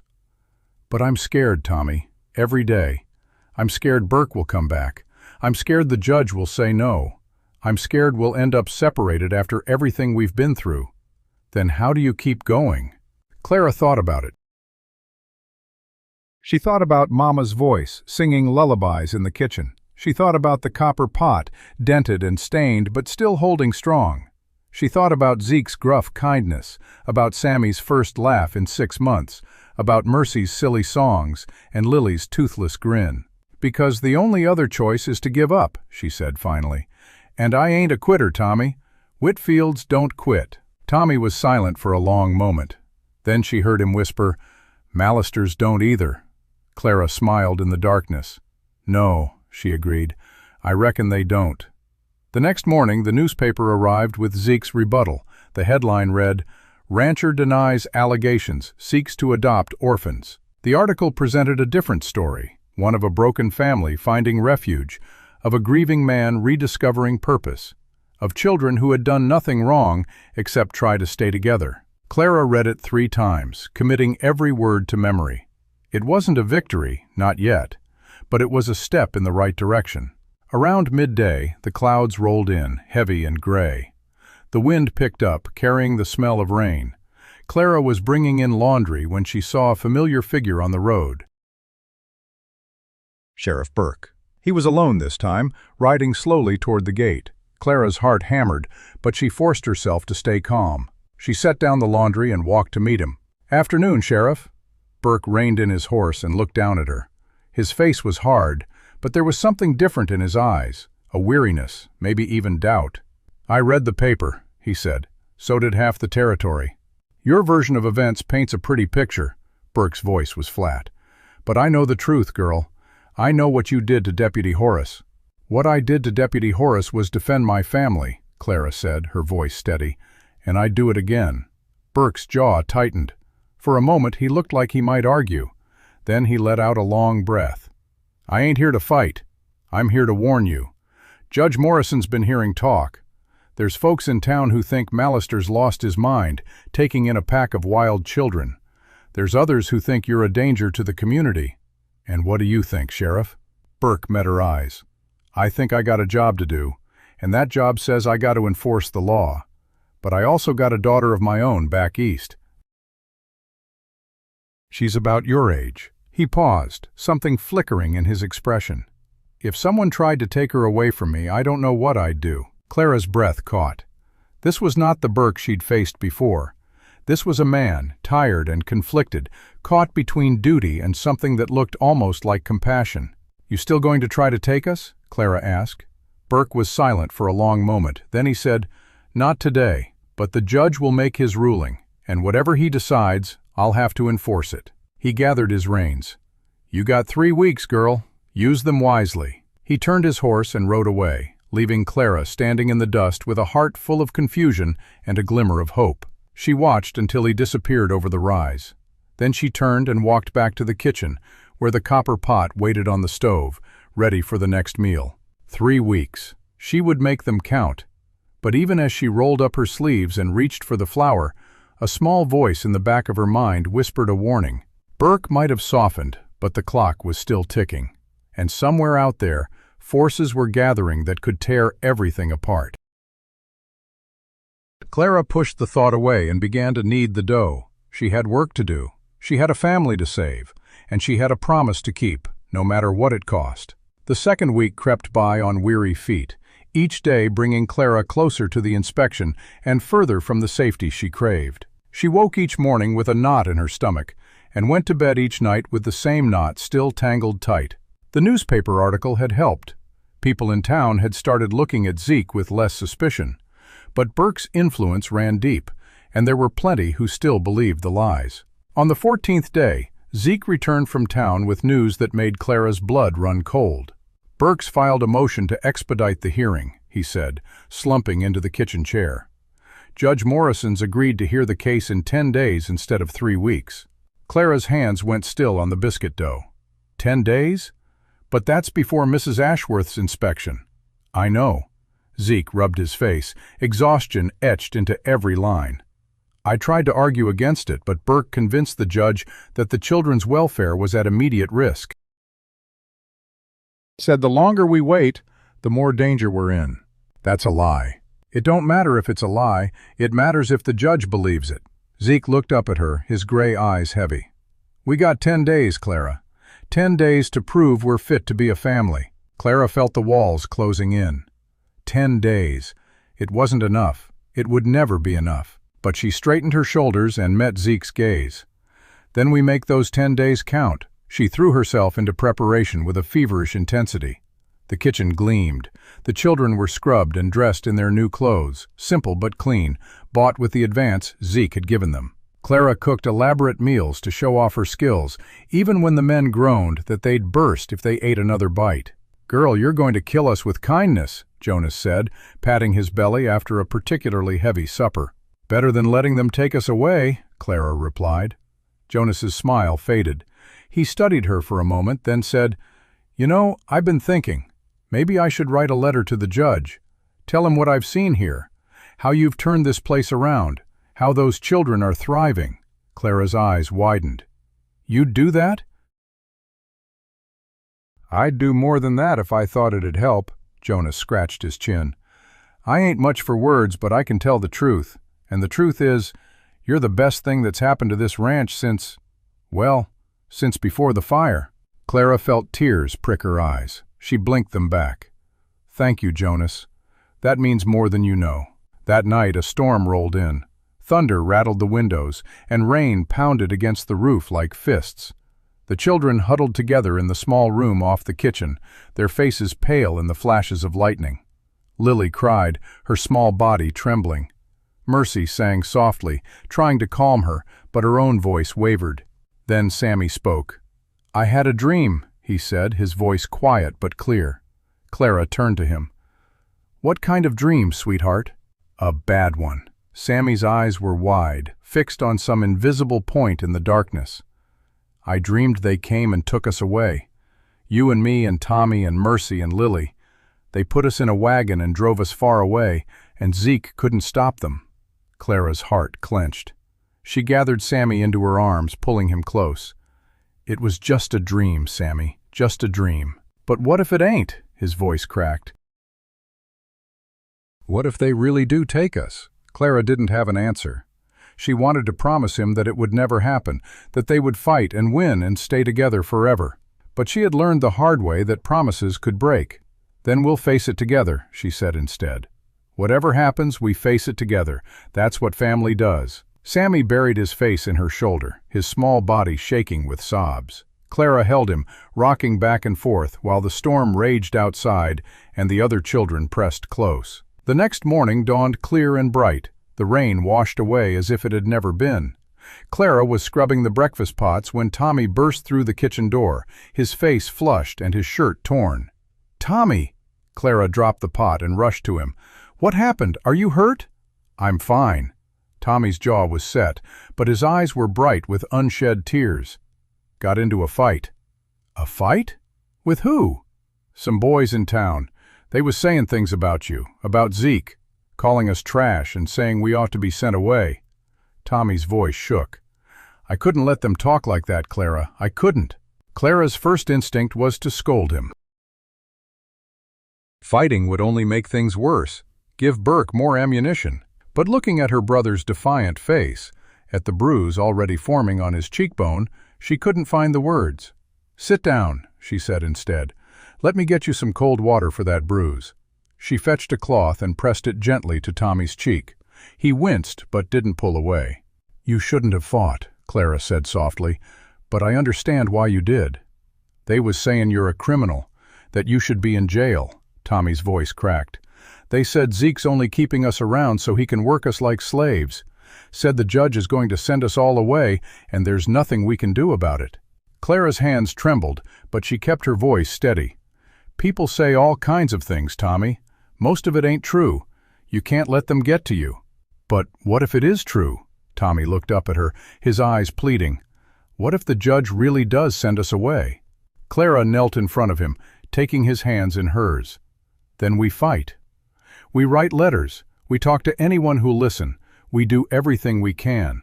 And if that don't work, she paused, her throat tight, then we find each other again. No matter where they send us, we find each other. You hear me? Tommy nodded, a single tear escaping down his cheek. I hear you. Later that afternoon, Zeke returned from town with news that made Clara's stomach drop. The fight made the rounds, he said grimly. Burke's using it as proof that the children are uncontrollable. He's filed a petition to have the hearing moved up even further. How much further? 3 days. Clara felt the world tilt. 3 days. She had 3 days to prepare for the most important day of their lives. She wanted to scream. She wanted to cry. She wanted to grab the copper pot and march to town and have a word with Sheriff Thaddeus Burke that he would not soon forget. Instead, she took a deep breath and said, Then we got 3 days. Let's make them count. That evening, after the children were asleep, Clara sat alone in the kitchen. The fire had burned down to embers, casting dancing shadows on the walls. She stared at the copper pot, its surface dented and worn but still holding strong. Mama, she whispered into the darkness, I don't know if I can do this. I don't know if I'm strong enough. The pot seemed to glow in the firelight, reflecting the warmth that had come from 1,000 meals cooked with love. Clara reached out and touched its cool surface. She remembered her mother's hands, flour-dusted and gentle, guiding Clara's small fingers as she learned to knead dough. She remembered her mother's voice, singing lullabies while the pot bubbled on the stove. She remembered the promise she had made on her mother's deathbed. Take care of them, Clara. Keep them together. Promise me. I promised, Mama, Clara whispered, and I aim to keep it. The next morning, Clara made a decision. She would go to town herself. She would speak to Judge Morrison face to face, tell him her story, make him understand that her family was worth saving. Zeke tried to talk her out of it. It's too dangerous. Burke's got eyes everywhere. I don't care. Clara's voice was firm. I've been hiding long enough. It's time to fight. Zeke studied her for a long moment. Then he nodded slowly. I'll drive you. We'll go together. They left the children in Jonas's care and rode into town, the wagon bumping over the rutted road. Clara's heart hammered with every jolt, but she kept her chin high and her eyes forward. The town of Willow Springs looked different in the harsh light of day. Clara had only ever seen it through shadows and fear. Now she saw the weathered storefronts, the dusty streets, the curious faces that turned to watch them pass. The courthouse stood at the end of Main Street, a 2-story building of gray stone that seemed to loom over everything else. Clara climbed down from the wagon, her legs trembling but her resolve steady. You sure about this? Zeke asked. No, Clara admitted, but I'm doing it anyway. They walked up the steps together. The heavy oak doors groaned as they pushed them open.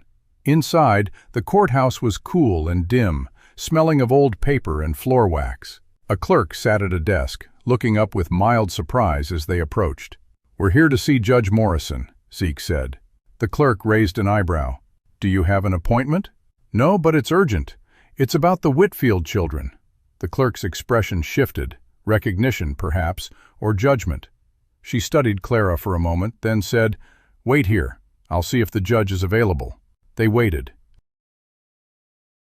The minutes stretched like hours. Clara paced the floor, her hands clasped together to keep them from shaking. Finally, the clerk returned. "Judge Morrison will see you, but only one of you." Clara looked at Zeke. He nodded. "Go on, I'll be right here." She followed the clerk down a narrow hallway to a heavy wooden door. The clerk knocked, then pushed it open. Judge Morrison was an older man with silver hair and sharp eyes that missed nothing. He sat behind a massive desk, stacks of papers rising around him like walls. He looked up as Clara entered, his expression unreadable. "Miss Whitfield," he said, "I must admit I did not expect to see you today." "I know, sir." Clara stood before his desk, her hands clasped behind her back. "But I needed to talk to you, man to man, or, well, girl to man." The judge's eyebrow lifted. "Is that so?" "Yes, sir." Clara took a deep breath. "I know you've heard a lot of things about me and my family, about what happened in Willow Springs, about Deputy Horace, about why we ran." "I've heard a great deal," the judge said carefully. "Then you know I hit a lawman with a cooking pot." Clara met his eyes. "And I'd do it again. Because he was trying to take my family away from me." The judge leaned back in his chair, studying her. "That's a serious admission, Miss Whitfield. Assaulting a peace officer is a crime." "I know, sir, and I'll face the consequences if I have to. But before you decide our fate, I need you to understand something." Clara's voice trembled, but she pushed on. "My mama died a year ago. My daddy ran off 6 months later. I've been taking care of my siblings ever since. I've kept them fed, kept them clothed, kept them together. And I found a man, Zeke Mallister, who's willing to give us a home, a real home. He's teaching my brother to ride. He's teaching my sister to sing. He's giving my little brother a reason to talk again." Clara's voice cracked. "Please, Your Honor, don't take that away from us. Don't send my sisters to some orphanage where they'll be forgotten. Don't send my brothers to a farm where they'll be worked like mules. Let us stay together. That's all I'm asking. Just let us stay together." The judge was silent for a long moment. His sharp eyes seemed to bore into Clara's soul, searching for lies, for deception. Finally, he spoke. "You're a remarkable young woman, Miss Whitfield. I've been on this bench for 23 years, and I've never met anyone quite like you." Clara held her breath. "The hearing will proceed as scheduled," the judge said, "but I will take your words into consideration, and I will do my best to make a fair and just decision." It wasn't a promise, it wasn't a guarantee, but it was something. "Thank you, Your Honor," Clara whispered. She turned to leave, but the judge's voice stopped her. "Miss Whitfield," she turned back, "your mother would be proud of you." Tears flooded Clara's eyes. She nodded, unable to speak, and walked out of the courtroom with her head held high. Zeke was waiting in the hallway, his face tight with worry. "Well?" "He listened," Clara said. "That's all I can ask for." Zeke let out a breath and pulled her into a quick, rough hug. "You did good, Clara, real good." They walked out of the courthouse together, into the bright afternoon sun. And for the first time in days, Clara felt something other than fear. She felt hope. The morning after her visit to the courthouse, Clara woke with a sense of fragile hope balanced against the weight of uncertainty. She moved through her chores with mechanical precision, her mind turning over the judge's words again and again. He had listened. That was something. But listening and acting were two different things, and the hearing still loomed like a storm cloud on the horizon. She was sweeping the kitchen floor when she heard hoofbeats approaching fast. Her heart seized. She set the broom aside and walked to the window, dreading what she might see. A single rider came through the gate, a young man she recognized as the clerk from the courthouse. He reined in his horse and dismounted, holding a sealed envelope. Clara met him at the door. "Message from Judge Morrison," the clerk said, handing her the envelope. "He asked me to deliver it personally." Clara's hands trembled as she took it. She thanked the clerk, who tipped his hat and rode off without another word. She stood in the doorway, staring at the cream-colored paper, afraid to open it. Zeke appeared at her side. "What is it?" "A letter from the judge." Zeke's jaw tightened. "Open it." Clara broke the seal with unsteady fingers and unfolded the paper. The handwriting was precise, formal, each word carefully chosen. She read it once, then again, her heart pounding so loud she could barely hear her own thoughts. "What does it say?" Zeke asked. Clara looked up at him, her eyes wide. "He wants to see us, both of us, this afternoon." Zeke's brow furrowed. "Why? The hearing ain't for 3 days." "He didn't say." Clara folded the letter carefully. "But he asked us to come to his chambers, alone." The rest of the morning passed in a haze. Clara cooked breakfast, but she barely tasted the food. She helped Mercy with her chores, but her mind was elsewhere. She watched Sammy ride Molly in the paddock, his laughter carrying on the wind, and felt a fierce ache in her chest. She could not lose this. She would not. By midday, she and Zeke were on the road to town. The wagon jostled over the rutted track, and Clara clutched the copper pot beside her, not as a weapon this time, but as a talisman. Mama's pot. Mama's strength. The courthouse looked no less imposing than it had the day before, but Clara walked through its doors with a steadier step. The clerk led them to Judge Morrison's chambers, a warm room lined with bookshelves and filled with the scent of old leather. The judge sat behind his desk, but he rose when they entered, a gesture of respect that surprised Clara.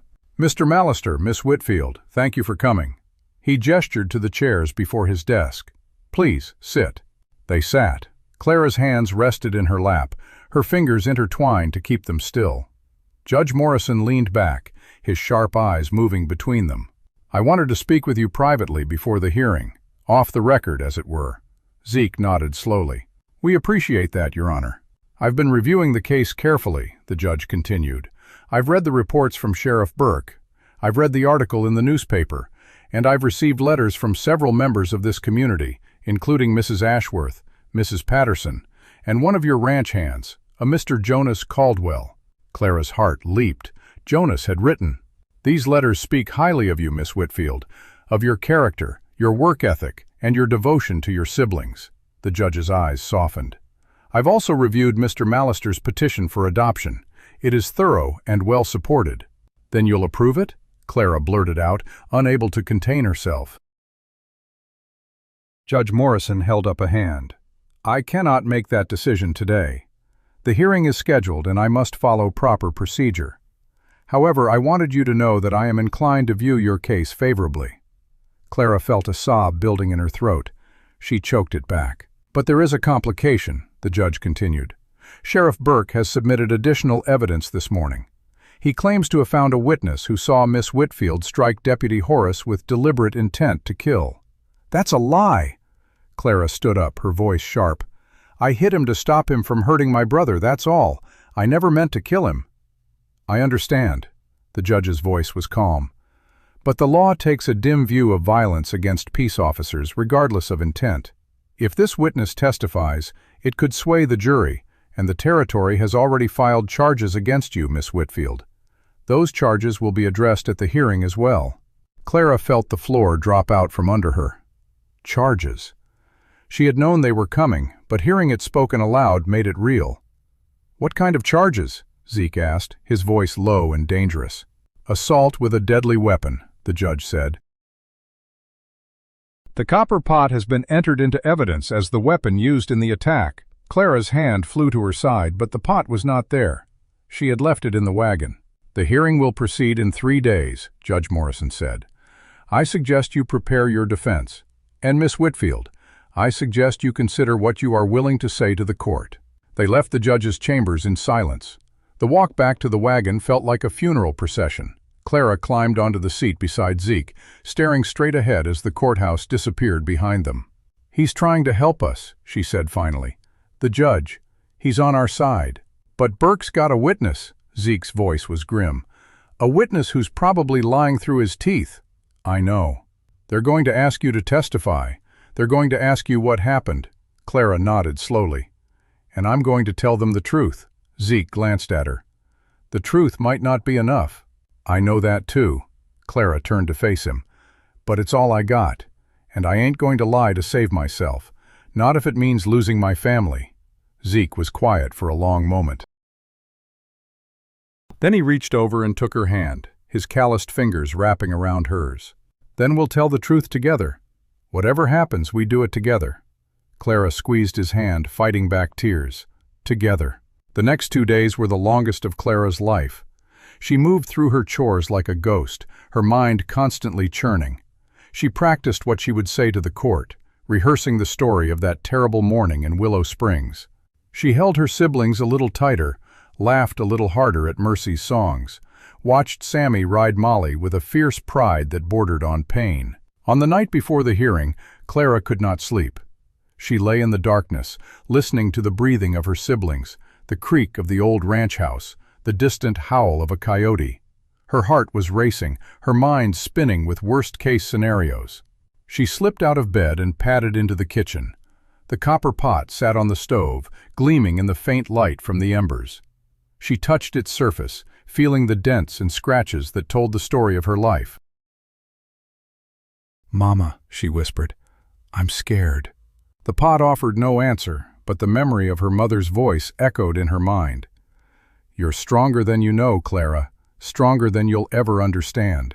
She wrapped her arms around the pot, pressing her cheek against its cool metal, and she cried, silent, desperate tears for all she had lost and all she stood to lose. A hand touched her shoulder. Clara spun around. Zeke stood there, his face shadowed in the dim light. "Couldn't sleep either." Clara shook her head, wiping her eyes with the back of her hand. Zeke pulled out a chair and sat down heavily. "I've been thinking. About tomorrow. About what I'm going to say." "What are you going to say?" Zeke was quiet for a moment. Then he said, "I'm going to tell them the truth. That I was dead inside for 7 years. That I didn't care if I lived or died. And then you showed up, you and those children, and you brought me back to life." Clara's breath caught. "I'm going to tell them that you're the bravest person I've ever met. That you've kept your family together through hell and high water. That you deserve a home, a real home, with people who love you." His voice cracked. "And I'm going to tell them that if they take you away, they might as well bury me right alongside my wife and daughter." Clara crossed the kitchen and threw her arms around him. Zeke stiffened for a moment, then hugged her back, his big body shaking with emotion they both pretended not to notice. "We're going to make it," Clara whispered. "We have to." "I know." Zeke's voice was rough. "I know." The morning of the hearing dawned gray and cold. Clara dressed in her best clothes, a simple calico dress that Zeke had bought her, still stiff and new. She brushed her hair until it shone and tied it back with a ribbon Mercy had found somewhere. The children gathered in the kitchen for breakfast, but no one had much appetite. Tommy pushed his eggs around his plate. Mercy hummed a sad, tuneless melody. Lily clung to Clara's skirts, refusing to let go. Sammy sat quietly, watching Clara with those dark, knowing eyes. Finally, he spoke. "You're going to fight for us, right?" Clara knelt in front of him, taking his small hands in hers. "I'm going to fight until I can't fight no more, and then I'm going to keep fighting." Sammy nodded solemnly. "I want to come." "No, sweetheart. You have to stay here with Jonas. It's not safe for you in town." "But I want to be there," his voice trembled. "I want to tell the judge that Zeke is my pa now, that I want to stay here forever." Clara's heart shattered. She pulled him close, holding him tight. "I know, baby, I know. But you have to trust me. I'm going to say all those things for you. I'm going to make sure the judge understands." Sammy buried his face in her shoulder, his small body shaking. Jonas appeared in the doorway, his hat in his hands. "Wagon's ready, Miss Clara." He paused, looking at the children. "Don't you worry none. I'll keep them safe." Clara nodded, not trusting her voice.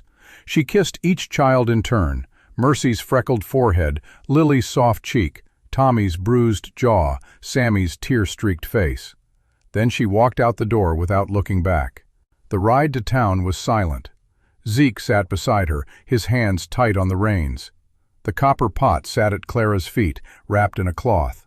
The judge had asked her to bring it, evidence, he had said, though his voice had been kind. Willow Springs was buzzing with activity. Word had spread about the hearing, and a crowd had gathered outside the courthouse. Clara felt their eyes on her as she climbed down from the wagon, curious, judgmental, some sympathetic, others hostile. She held her head high and walked up the steps. Inside, the courtroom was packed. Clara saw Mrs. Ashworth seated in the front row, her face unreadable. Mrs. Patterson was there too, her gray hair tucked under a proper bonnet. And in the back, leaning against the wall with his arms crossed, stood Sheriff Thaddeus Burke. Clara took her place at the front of the room beside Zeke. The copper pot sat on the table before them, a silent witness to the events that had brought them here. Judge Morrison entered, and the room fell silent. He took his seat behind the bench, adjusted his spectacles, and looked out over the crowd. "We are here today to address two matters," he began. "First, the petition of Ezekiel Mallister to adopt the Whitfield children. Second, the charges against Clara Ruth Whitfield for assault with a deadly weapon." Clara's stomach clenched. "We will begin with the charges," the judge said. "Miss Whitfield, please rise." Clara stood, her knees trembling. "You are accused of striking Deputy Harold Horace with a copper cooking pot, causing severe and permanent injury. How do you plead?" Clara took a deep breath. She looked at Zeke, who nodded encouragement. She looked at Mrs. Ashworth, whose eyes were fixed on her with something like hope. She looked at Burke, whose face was hard and triumphant. Then she looked at the copper pot, sitting on the table, dented, worn, but unbroken. "Not guilty, Your Honor," she said, her voice clear. "I was protecting my family, and I do it again." The courtroom held its breath. Clara stood tall, her hands clasped in front of her, her eyes fixed on the judge. The words hung in the air like smoke after a gunshot. "Not guilty. I was protecting my family, and I do it again." A murmur rippled through the crowd. Judge Morrison rapped his gavel once, sharp and final. "Order in the court." He turned his gaze back to Clara, his expression unreadable. "Miss Whitfield, you understand that pleading not guilty puts the burden on the prosecution to prove their case. You also understand that if found guilty, the consequences could be severe." "I understand, Your Honor." "Then we shall proceed." The judge nodded to the clerk. "Call the first witness." The prosecution called Deputy Horace's physician, a thin man with spectacles and a tired voice. He described the deputy's injuries in clinical detail: the fractured skull, the brain swelling, the long road to recovery that might never be complete. Clara listened with a stone in her chest. She had not meant to cause lasting harm. She had meant to stop a man from hurting her brother. Then the prosecution called its surprise witness, a man Clara had never seen before, weathered and stoop-shouldered, who claimed to have watched the entire incident from a window near the general store. "I seen it clear as day," the man said, his voice oily and rehearsed. "The girl swung that pot with both hands, aimed right for his head. It weren't no accident. It were murderous intent." Clara's hands curled into fists. It was a lie. She knew it was a lie. But how could she prove it? Zeke's lawyer, a sharp-eyed man named Mr. Thornton, rose to cross-examine. "You say you saw the incident from a window. Which window exactly?" "The one above the general store." "And what time did this occur?" "Early morning, just after sunup." "Curious." Mr. Thornton walked slowly toward the witness. "Because Mrs. Patterson, the owner of the general store, has testified that the upstairs window was boarded up for repairs that entire week. Would you care to revise your statement?" The witness's face went pale. Maybe I was mistaken. Different window." "Which window then?" "I don't recall exactly." "You don't recall?" Mr. Thornton's voice was cold. "But you recall every detail of the attack, the angle of the swing, the force of the blow, the intent in the girl's eyes." "I know what I saw." "Do you? Or do you know what Sheriff Burke paid you to say?" Objections erupted. The judge banged his gavel. The witness sputtered denials. But the damage was done. The seed of doubt had been planted. The prosecution rested its case. Then Mr. Thornton called his first witness, Mrs. Patterson. The old woman walked to the stand with steady steps, her gray head held high. She was sworn in and sat down, folding her hands in her lap. "Mrs. Patterson," Mr. Thornton began, "you've known Clara Whitfield for how long?" "Since she was a baby. Delivered her myself, in fact. Her mama was my dearest friend." "And in all that time, have you ever known Clara to be violent?" "Never." Mrs. Patterson's voice was firm. "She's the gentlest soul I ever met. Takes care of her siblings like a mother would. Cooks, cleans, sacrifices everything for them. Then what happened on the morning in question? Mrs. Patterson's eyes grew distant. I saw it all from my porch. Deputy Horace grabbed Tommy Whitfield by the arm. The boy fought back, and Horace struck him so hard the child flew through the air. Clara was trying to get to her brother. The deputy grabbed Mercy by the hair, yanked her off her feet. That's when Clara picked up the pot. And what did you see in Clara's face at that moment? Mrs. Patterson met the lawyer's eyes. Fear. Pure, desperate fear. She wasn't trying to kill anyone. She was trying to save her family. The courtroom fell silent. Clara felt tears burning her eyes. Mrs. Ashworth was called next. The superintendent of the Helena Orphan Asylum walked to the stand with measured steps, her black dress rustling. She was sworn in, and Mr. Thornton began his questioning. Mrs. Ashworth, you recently visited Stone Creek Ranch to evaluate the living conditions of the Whitfield children. What did you find? Mrs. Ashworth's voice was crisp and clear. I found a clean, well-run household. The children were healthy, well-fed, and appropriately clothed. The eldest, Clara, manages the kitchen with remarkable skill. The younger children assist with chores and show respect for their elders. And the potential guardian, Mr. Ezekiel Mallister? Mr. Mallister is a man of standing in this community. His ranch is prosperous, his reputation is solid, and his treatment of the children is patient and kind. She paused. I have seen many potential homes in my years of service. Few have impressed me as much as this one. Clara's heart swelled. Mrs. Ashworth, the woman who had come to take them away, was now speaking on their behalf. Judge Morrison leaned forward. Mrs. Ashworth, in your professional opinion, would the Whitfield children be better served by placement in your institution or by remaining at Stone Creek Ranch under Mr. Mallister's guardianship? Mrs. Ashworth met the judge's eyes without flinching.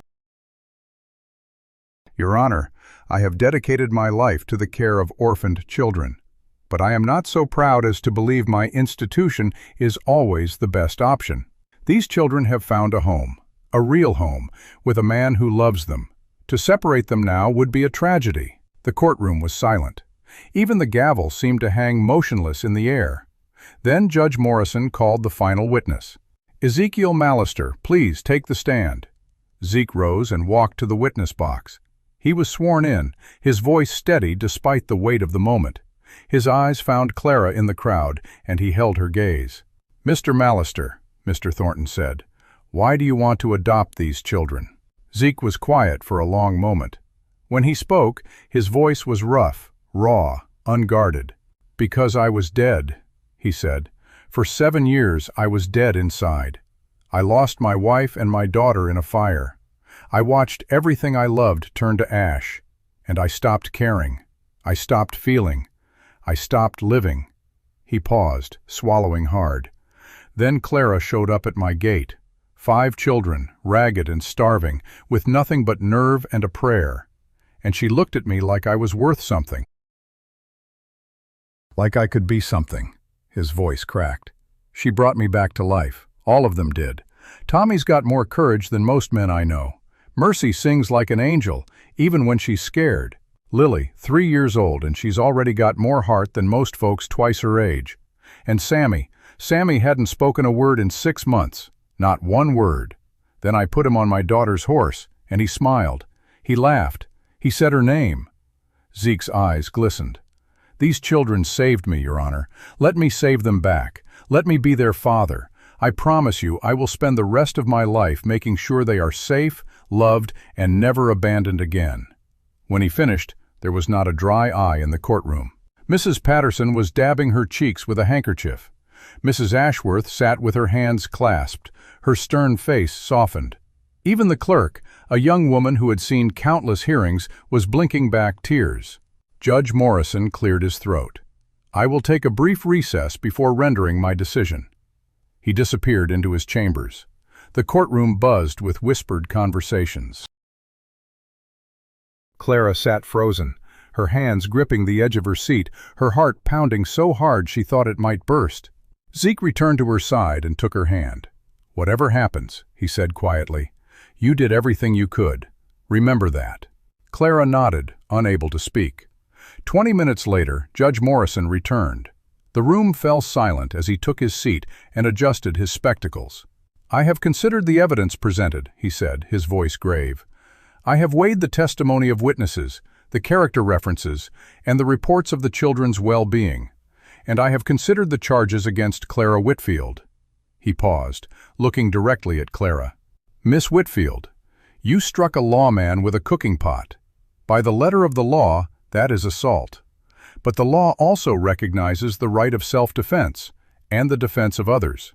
Deputy Horace was a grown man, armed and violent, attacking a 10-year-old boy and an 8-year-old girl. You intervened to protect your siblings. That is not a crime. That is courage." He turned to the court clerk. "The charges against Clara Ruth Whitfield are hereby dismissed." A gasp went through the crowd. Clara's hands flew to her mouth.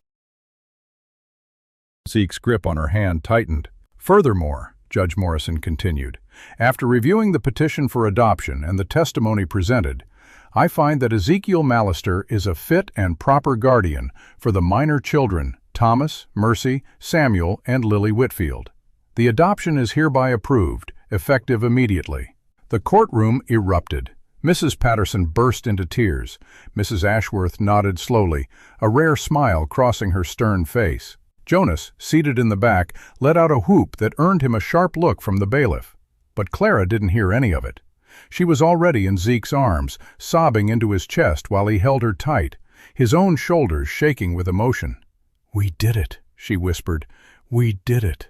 "No," Zeke's voice was thick with tears. "You did it. You saved them, Clara. You saved all of us." The ride back to Stone Creek Ranch was triumphant. The sun had broken through the clouds, casting golden light across the prairie. Clara sat beside Zeke on the wagon seat, the copper pot wrapped in cloth at her feet, no longer evidence of a crime, but a symbol of everything she had fought for and won. When they pulled through the gate, the children came running. Mercy reached the wagon first, her braids flying. "Clara! Clara! Did we win?" Clara climbed down and knelt, opening her arms. Mercy crashed into her, followed by Tommy, then Lily, then Sammy. They piled on top of her, laughing and crying all at once. "Are we staying?" Tommy asked, his voice hopeful. "Are we really staying?" "We're staying," Clara said, her voice breaking. "Zeke is our pa now, legally, forever." Sammy pulled back, his dark eyes searching hers. "Forever?"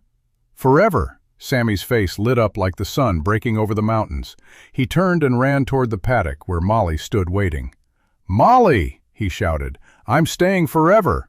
The horse whinnied and trotted to the fence, pressing her soft nose against Sammy's outstretched hand. Zeke climbed down from the wagon and walked slowly toward the pile of children. He looked at them, his children now, and something in his face shifted. The hard lines softened. The grief that had haunted his eyes for 7 years began to fade, replaced by something new. Love.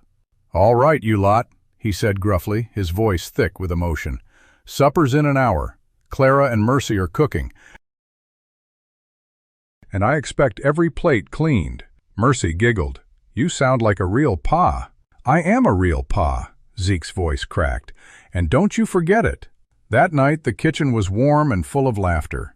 Clara cooked a feast: roast chicken with herbs, mashed potatoes with cream, green beans with bacon, biscuits with honey. The men ate until they groaned. The children ate until they were sticky and full. And Zeke sat at the head of the table, watching them all with an expression Clara had never seen before: peace. After supper, Clara stood on the porch, looking out over the ranch. The stars were coming out, one by one, scattered across the darkening sky like diamonds on velvet. The wind carried the scent of hay and cattle and the distant promise of rain. Zeke stepped out beside her. "You should get some sleep. Big day tomorrow." "I know." Clara paused. "I just wanted to remember this moment, this feeling." "What feeling?" Clara thought about it. "Like I belong somewhere, like I'm home." Zeke was quiet for a moment. Then he reached into his pocket and pulled out something small. He pressed it into Clara's hand. She looked down. It was a silver locket, worn and tarnished with age. She opened it carefully. Inside was a faded photograph of a woman with kind eyes and a small girl with braids. "That was Mary Ellen and Emma," Zeke said, his voice rough. "I want you to have it." Clara's breath caught. "Zeke, I can't." "You can." He closed her fingers around the locket. "Mary Ellen would have wanted you to have it. She would have loved you, Clara. She would have been proud of the woman you're becoming." Clara looked at the photograph, at the woman who had been taken too soon, at the little girl who had never gotten to grow up, and she felt something settle in her chest, a sense of connection, of belonging, of family stretching beyond blood and time. "Thank you," she whispered. Zeke nodded, not trusting his voice. They stood together on the porch, watching the stars wheel overhead. The ranch was quiet, peaceful, whole. Somewhere in the distance, a coyote howled. The wind rustled through the cottonwoods.